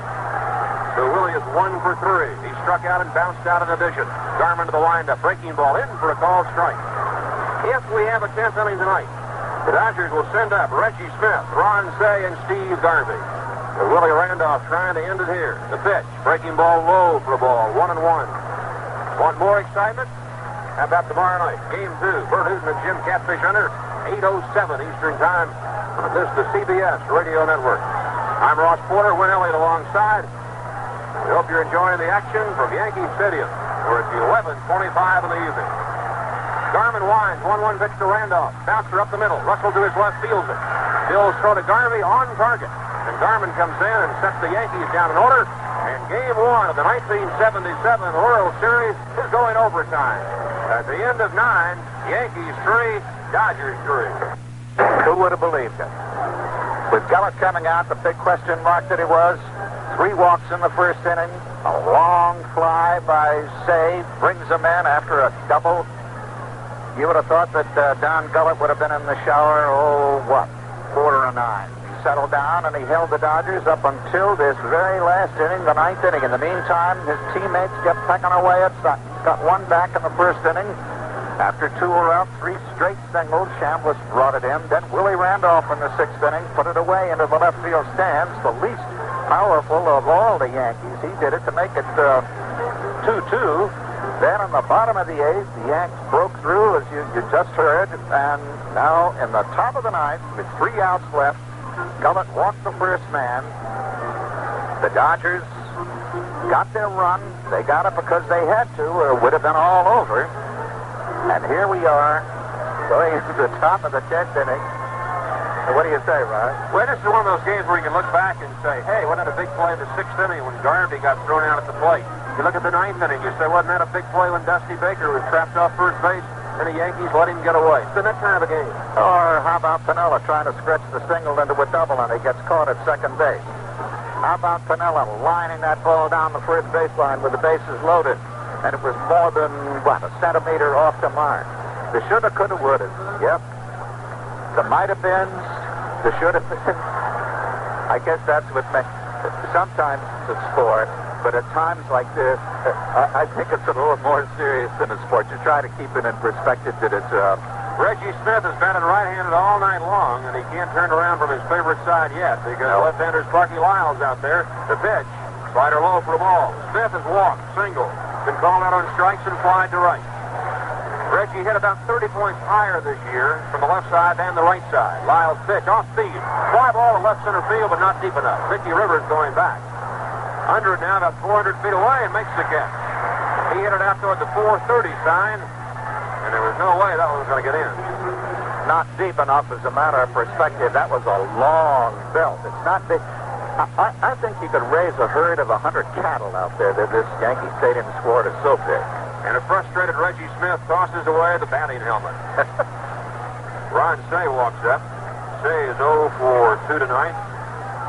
Sacrifice, RBI, fly ball in the first inning. Walked in the 3rd, fly to left in the 6th. Struck out swinging in the 8th. Swings and misses at Lyles' first pitch. In the bottom of the 10th, the Yankees have the Bombers coming up. Munson, and then Blair, who went in for Jackson and Chambliss. Bucky Lyle winds, delivers a ground ball out to short. Couple of hops to Bucky Dent, fields, throws, and stays out. 2 away in the Los Angeles 10th inning. Here's Steve Garvey. Garvey, 1 for 3. That was a bunt single in the 6th. He also walked in the first inning tonight. Bucky Lyle came in the 9th inning. The first man he faced, pinch hitter Lee Lacy. Grounded a single between 3rd and short to drive home Dusty Baker with the tying run. And then Lyle retired. Davey Lopes and Bill Russell on fly balls to center to work out of a jam. There's a slider for a called strike to Garvey. Ross, before the game, just off 3rd base, Thurman Munson trotted across the field to say hello to Garvey, and they shook hands, and all the photographers took pictures of him. I couldn't help write the caption. The good guy and the bad guy. Both fine ball players, though. Lyle to the windup, the 0-1 pitch to Garvey. Swung on a miss, strike 2, another good slider. Nettles, Dent, Randolph, and Chambliss of the Yankee infield. Munson behind the plate. Piniella, Rivers, and Blair in the outfield. Lyle ready, the 0-2 pitch to Garvey, way outside for a ball, 1-2. Hoping to get a chance in the on-deck circle, Dusty Baker. Lyle to the windup. 1-2 pitch to Garvey. Did he check his swing and a field to first base? He's out. And 2 off, and Garvey went too far around. So Lyle has retired 5 in a row since the base hit by Lacey. The Dodgers go in order at the 10th inning. At the end of 9 1/2. Dodgers 3, Yankees 3. The crowd trying to rev up the Yankees as we go to the last of the 10th inning. Thurman Munson revved them up with an RBI double in the 8th inning, which severed a 2-2 tie. Munson had also singled and scored the Yankees' first run in the opening inning. In between, he struck out and bounced out to second. And now Munson has done what he's done all during the year. Just to break the pitcher's rhythm or determination, he asks for the umpire to look at the ball before he even throws the ball. He does that almost automatically, or at least 3 out of the 4 times he comes up. I guess it's to just break the pitcher's concentration. Here's Munson, Garman to the windup, and the first pitch, breaking ball inside for a ball, 1-0. Garman got the Yankees in order when he came on in the 9th inning. He struck out Lyle and Rivers, and he got Randolph on a ground ball to short. Now he's trying to get Munson. The pitch on the way. Fastball high and inside, ball 2, 2-0. Left-hander Doug Rowell begins to throw in the Dodger bullpen. His sore shoulder.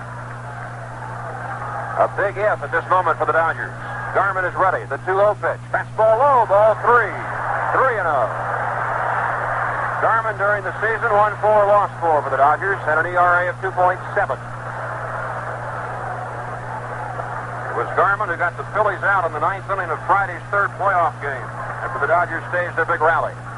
Munson waiting, the 3-0 pitch. Ball 4, upstairs.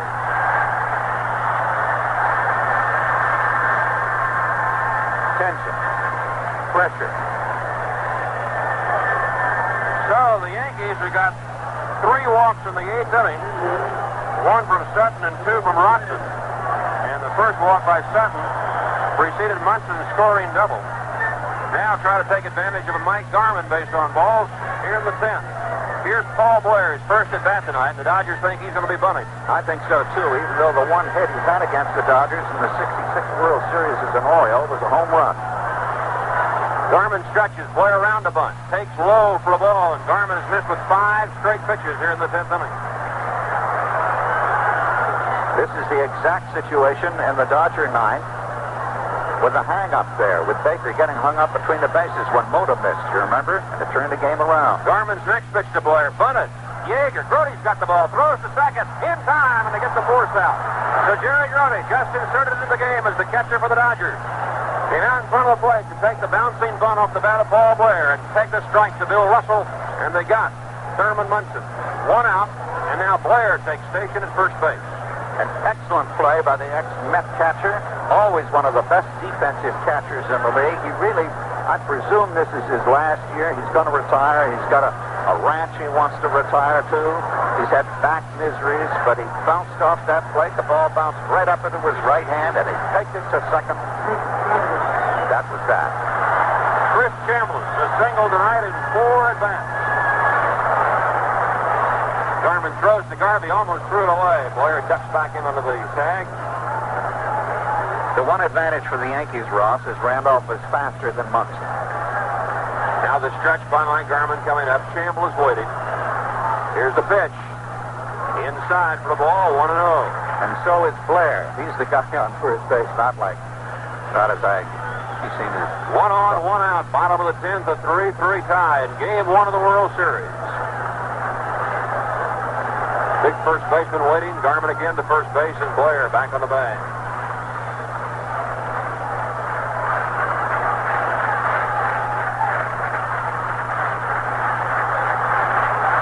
Garman ready. The 1-0 pitch to Chambliss. Low ball 2, 2-0. Garman walked Munson to open this 10th inning for New York. But Jerry Grote's alert play on a bunt by Paul Blair resulted in a force out at second. Now Garman finds himself behind Chris Chambliss. 2 balls and no strikes. Cey way off the line at third. Russell over within about 10 feet of the bag at second. Lopes back at second. Dodgers looking for the ground ball that might turn the double play. The pitch to Chambliss. Ground ball to Garvey. He goes down to second for 1. Back to first, not in time. Garvey had trouble getting the ball out of his glove, and he threw a parachute down to Russell. And he got Blair and Russell flipping the ball back. had both Garman and Garvey stretching for it at the bag, and Chambliss easily flashed across the bag, safe. So 2 out. The Yankees still have the runner at first, and Graig Nettles will be the hitter. Garvey worked and worked and worked in spring training on making that throw to second base. That has been one of his weaknesses over the last couple of years, and he spent hours fielding ground balls and turning and throwing to second. So 2 away now in the Yankee 10th inning. And here's Nettles. Graig is 0 for 3 plus a walk. Garman's pitch. Check swing roller. Garman comes down to get it, but Grody's got it first and throws to Garvey in time. So Nettles didn't mean to swing. Bounced one up along first, and Grody ran Garman off the play and made the toss over to Garvey. So the Yankees, after a leadoff walk to Munson, are turned away. 1 man left. And we go to the 11th inning at Yankee Stadium, and it is still a 3-3 tie. Dusty Baker singled in the 9th inning and scored the tying run for the Dodgers on Lee Lacy's pinch single to left. It's also flied out, but hit by a pitch and bounced into a fielder's choice. So here's Baker and Sparky Lyle ready to go to work. He came on with 1 out of the 9th. Now we're in the 11th, and the slider is low and inside for a ball. On deck, Rick Monday. Lyle's 1-0 pitch to Baker. Ball strike.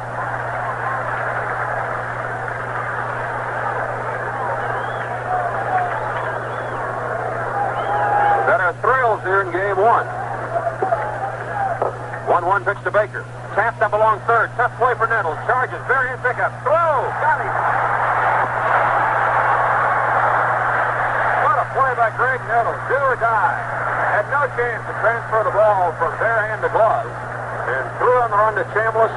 And by less than a step, they get Baker for the first out in the 11th. Almost like a magnet. He came in to make that a barehanded play all the way because, as you intimated, there was no way he was going to make any transfer or make any extra motions. It was a bang, bang, just nipped the first ball for his base.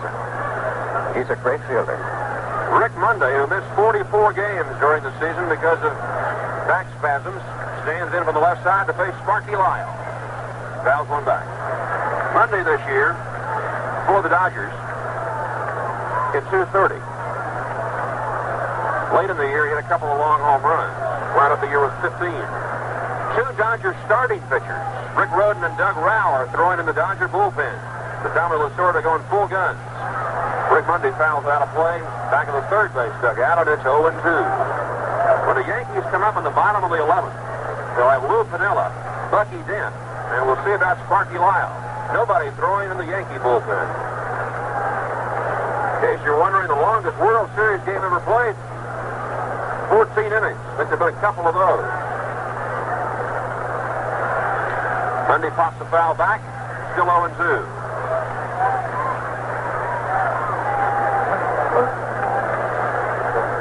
Nobody, needless to say, has left Yankee Stadium. Monday waiting, Sparky Lyle. Goes to the windup. Here's the 2-strike pitch. Breaking ball. Did he go around? Yes, he did. Monday's out on strike. No question about that. He didn't mean to swing, but the breaking of the inertia of his body, there's no question, he's gone by.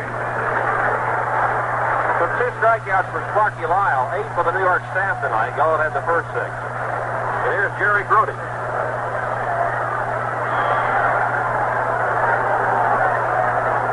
2 out, nobody on. 3-3. The Yankees have out hit the Dodgers 8-6. Lyle to the windup. The first one to Grody. Pops up. On the right side. Chris Chambliss coming down from first. Under it now. He's got it. And Lyle gets the Dodgers in order in the top of the 11th. We go to the bottom of the 11th. And it is still a 3-3 standoff. Ready to go in the latter half of the 11th inning, and coming to the plate, Lou Piniella, to be followed by Bucky Dent. And then the pitcher is due. That would be Sparky Lyle. And looking out at the Yankee bullpen, I see no activity. Of course, Tidrow has been warming up here and there now and then, so we can't tell. I suspect if either of the first 2 Yankee batters get on, Sparky will come out. Ross? Okay, we're in. Lou Piniella 1 for 4 tonight. It was a single in the 5th inning. Garman's first pitch is a ground ball up the middle. Russell to his left. And get it.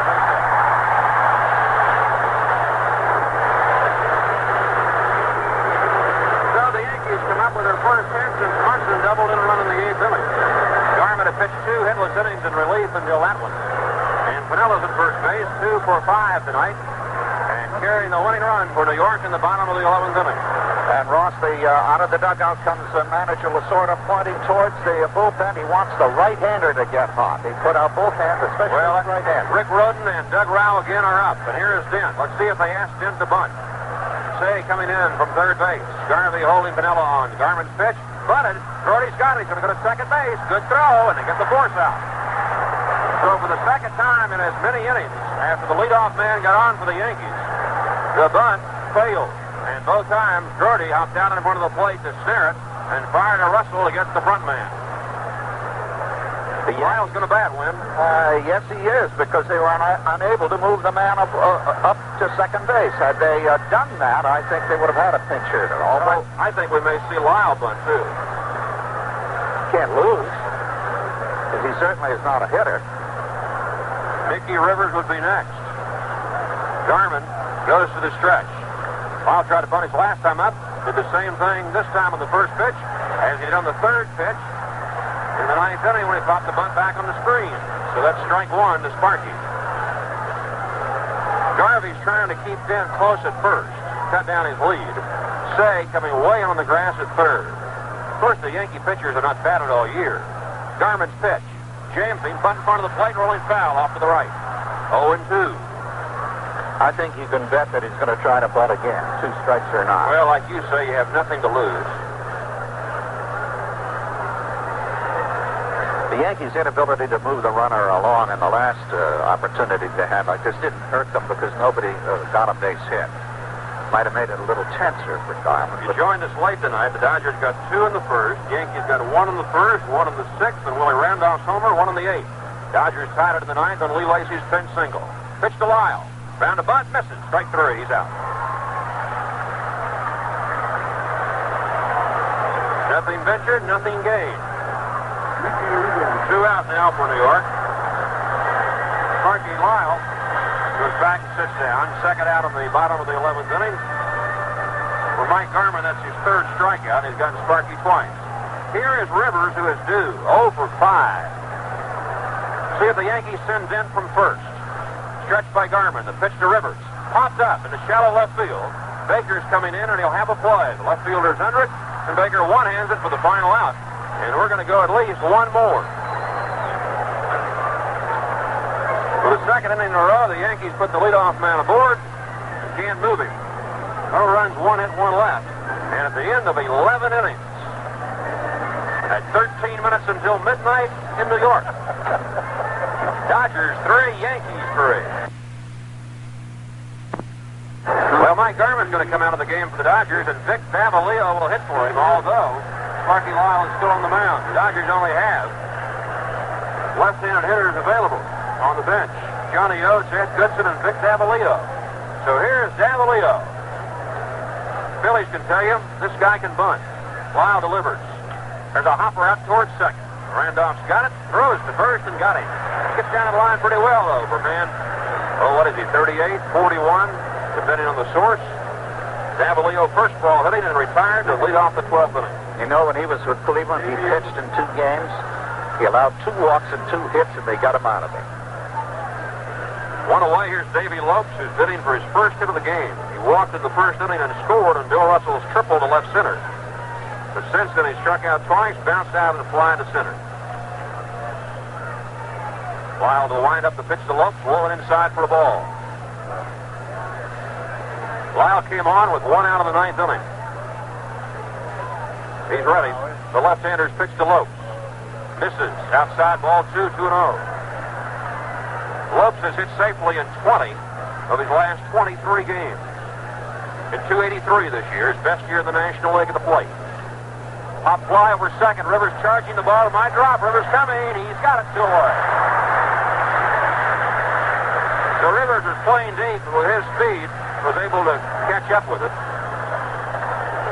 And the Dodgers haven't had a hit now since Lacy's single with 1 out in the 9th inning to tie the ball game. Here's Bill Russell. Most anybody in the American League can tell you this is a typical Sparky Lyle performance. Russell 1 for 5. That was the triple in the first inning. Bill takes a low inside for a ball. When the Yankees bat on the bottom of the 12th, They'll send up Willie Randolph, Thurman Munson, and Paul Blair. And the Dodgers will have a new pitcher. Lyle's delivery. Russell holds up. It's going inside. Ball 2. 2-0. If Russell can get on, Reggie Smith will have a crack at Sparky Lyle. They'll wind up in the 2-0 pitch. At the inside corner, strike 1. 2-1. Keeping him inside on Russell. Is that the way most of the National League pitches in? I'd say so, yes. They try to keep the ball on top of Billy for the most part. 2-1 pitch from Lyle. Ground ball out towards second. High hopper. Randolph throws it. Throws to first. Lyle's got the Dodgers in order again. This time in the 12th inning. That means that Sparky now has retired 11 in a row since the base hit by Lacey got the Dodgers even in the ninth. The end of 11 and a half innings in Game 1 of the World Series. Yankees 3, Dodgers 3. Rick Rhoden was one of the heroes in Philadelphia on Friday in Game 3. And he takes over now here in the bottom of the 12th inning of a 3-3 tie. Rhoden in Game 3 at Veterans Stadium worked 4 1/3 innings of scoreless relief, keeping the Phillies close after Bert Hooton had been replaced in the second inning. Rhoden, a hard thrower. He's 24 years old, a right-hander out of Florida. He won 16 for the Dodgers during the regular season. Lost 10, has an ERA of 3.75. So Rhoden follows Sutton, Watson, Sosa, and Garman to the mound. The Yankees have used Gullett and Lyle. New York in the 12th inning will send Randolph, Munson, and Blair to the plate, 3 right-handed hitters. And Ross, as you know better than most, Rhoden is another one of those inspirational players who overcame what would set an ordinary person back. When he was about 8 or 12, he was sliding on a piece of plastic and ripped a leg on a scissors. They didn't suspect it. It became infected. Anyway, he came down with osteomyelitis, and he hobbled around in a cast and crutches for some time. Years, in fact. Who would have ever dreamed that he would be a major league pitcher? Who would ever dream that Tommy John would come back and be the pitcher that he is? The world of sport is replete with stories like this. Remember Cunningham, the miler, who had his legs so badly burned they never thought he'd walk again. Yeah, it's not only the little train that wishes he could and then finds out he can't. Willie Randolph leads off against Rhoden. Bottom of the 12th inning. The Yankees have put the leadoff batter aboard in 5 of the last 6 innings. Rhoden winds and delivers, and Randolph puts one to right field. Reggie Smith coming over. It's going to drop and roll past into the wall. Randolph on his way to second. He'll have a double, and the Yankees have got a chance to win in the 12th inning.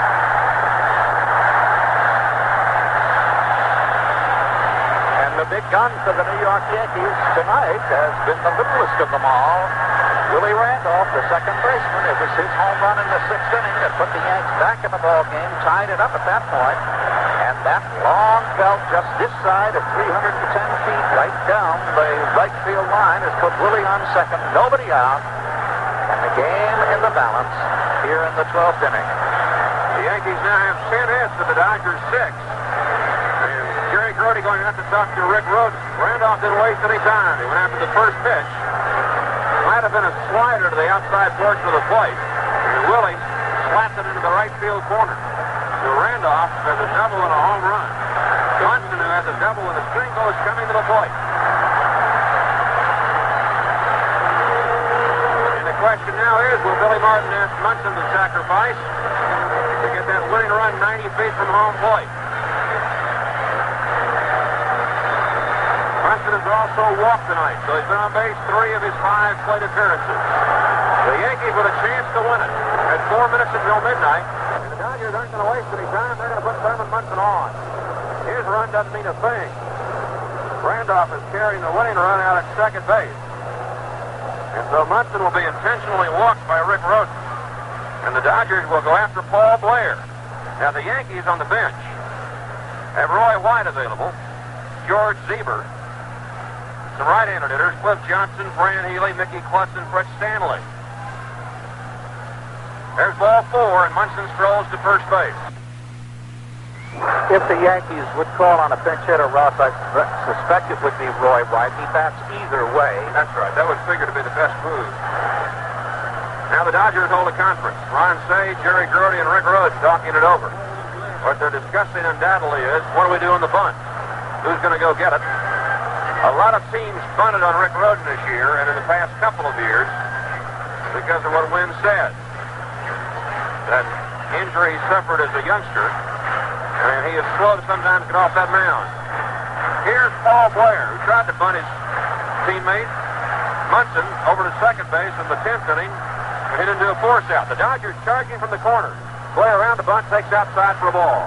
1-0. Everybody in motion on that fight. Randolph's got some speed. He's at second. Munson at first. Chambliss and Nettles are due next, so Rick Rhoden in a real bind. 3-3 in the 12th. The stretch by Rhoden. The pitch to Blair. Around the bunt. Takes call strike. Outside corner. Garvey is charging halfway in from first. Cey is staying pretty close to third base as the Dodgers hope to have a chance to go after Willie Randolph.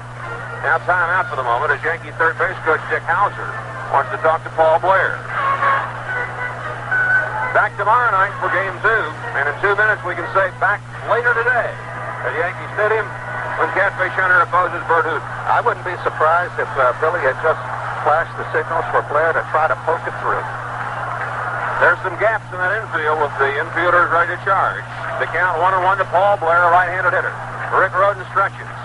Russell bird-dogging Randolph at second. The pitch outside, a fastball misses, 2-1. Lopes is breaking from second to cover at first. Garvey charging from first. Cey remaining on the grass at third. Back almost parallel with the bag. And Russell trying to get in behind Randolph. Hopefully have a play on him. Rhoden stretches. Blair waits. The 2-1 pitch. Bunted. Foul behind the plate. So 2-2 to Paul Blair.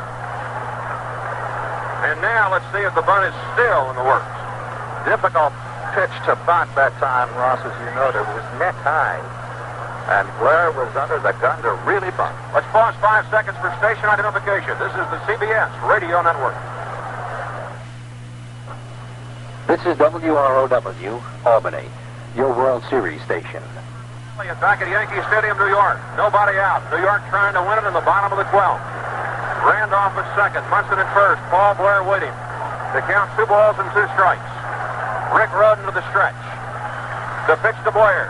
Ground ball, base hit left field. Baker charging the ball. Randolph around third. Yankees win 4-3.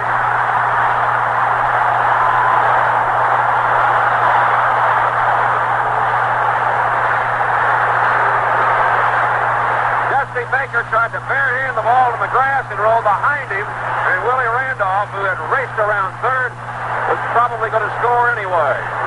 And so the New York Yankees win Game 1 of the 1977 World Series as Paul Blair fails to bunt, swings away on 2-2, and singles on Willie Randolph, who had doubled from second base, and the Yankees win it. New York, 4 runs, 11 hits, no errors. The Dodgers, 3 runs, 6 hits, and no errors. Sparky Lyle, another brilliant relief job for the Yankees. He got the last 11 Dodgers to face him, and he gets the win while Rick Rhoden takes the loss. The unexpected, Ross. Before the game, Paul Blair was kidding around on the batting cage, and the regulars who were going to start kicked him out. You can only get 2 licks, they said. Paul Blair, a couple of years ago, playing for Baltimore, was beamed. His reputation was he flinched. He even took the tried catharsis of hypnotism. He bailed out against right-handed pitchers. But this year, probably about the 5th or 6th time in key situations like that, he's come through with the ground ball to the left side, pulling the ball. I can remember him beating the Red Sox with a base hit that bounced over the third baseman's head in the third of that vital 3-game series here in Yankee Stadium to rescue what looked like the end of the Yankees in midseason. The unexpected, except for its Sparky Lyle. You expect him to come in and be what he is? Magnificent.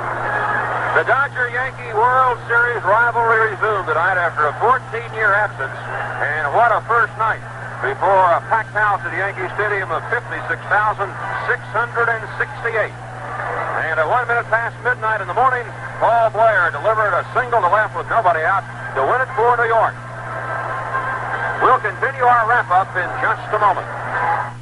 Hey, Ralph, how's that new Dodge you bought at Wienigan Motors? I liked it so much, I went back out and bought a new Dodge Snow Commander with a snowplow attached. It'll be perfect for the winter weather. Weedigan Motors also has other top-of-the-field Dodge trucks, roomy vans, and rugged pickups. I knew you wouldn't strike out with Weedigan Motors. Why, driving a tough Dodge truck from Weedigan Motors is like hitting a home run. The new Dodge trucks are winners at Weedigan Motors in Schenectady at the Crosstown.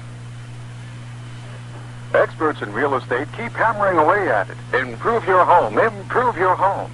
And if your home needs improvements, Troy Savings Bank agrees that it makes sense to make the investment. First, you are probably satisfied with the neighborhood and the schools. Then you may have already put a lot of labor and love into your present house. Think it over. Then talk it over at the bank where people are our most important asset. Troy Savings Bank.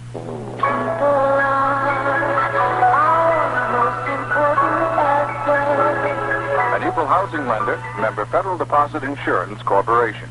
Their 100th World Series victory of all time, and they did it in an exciting fashion with a run in the bottom of the 12th inning in one of the longest series games ever played. 4-3 in New York. The Yankees left 12 men on base tonight, and the Dodgers stranded 8. But Sparky Lyle was just too much after he gave up that single to Lee Lacy to tie the game.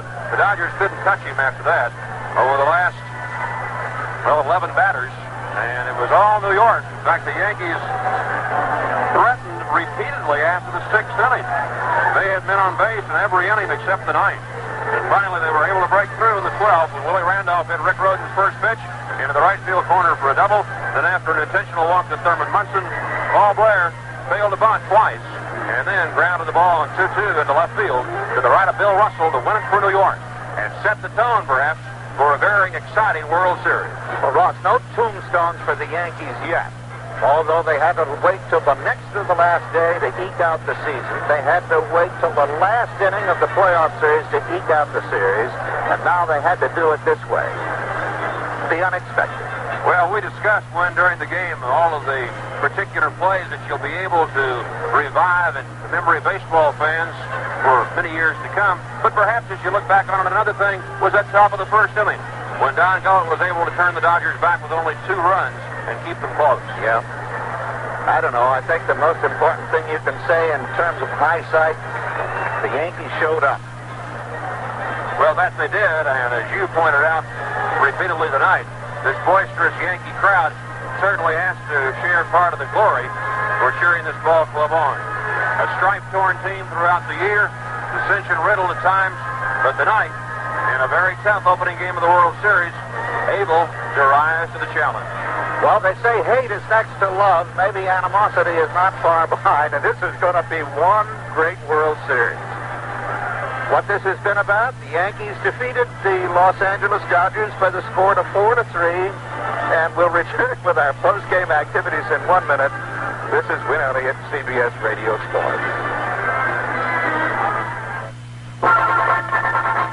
Today's CDTA buses are a whole new trip. Clean, comfortable, convenient, dependable. If you haven't taken the bus for a while, give CDTA a chance to show you how good we really are now. CDTA, a whole new trip. To and fro the way to go. Ride the bus and see. It's a whole new trip. It's a whole new trip.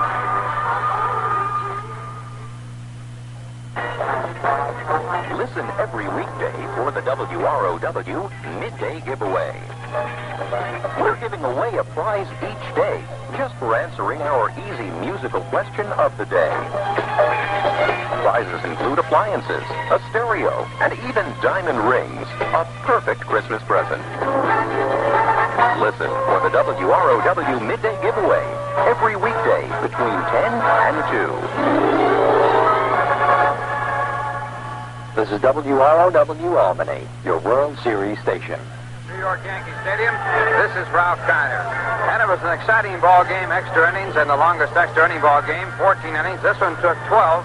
And the Dodgers got out in front by scoring 2 runs. A triple by Bill Russell that scored Lopes, who had walked, and then a long sacrifice fly by Ron Cey that scored the second run.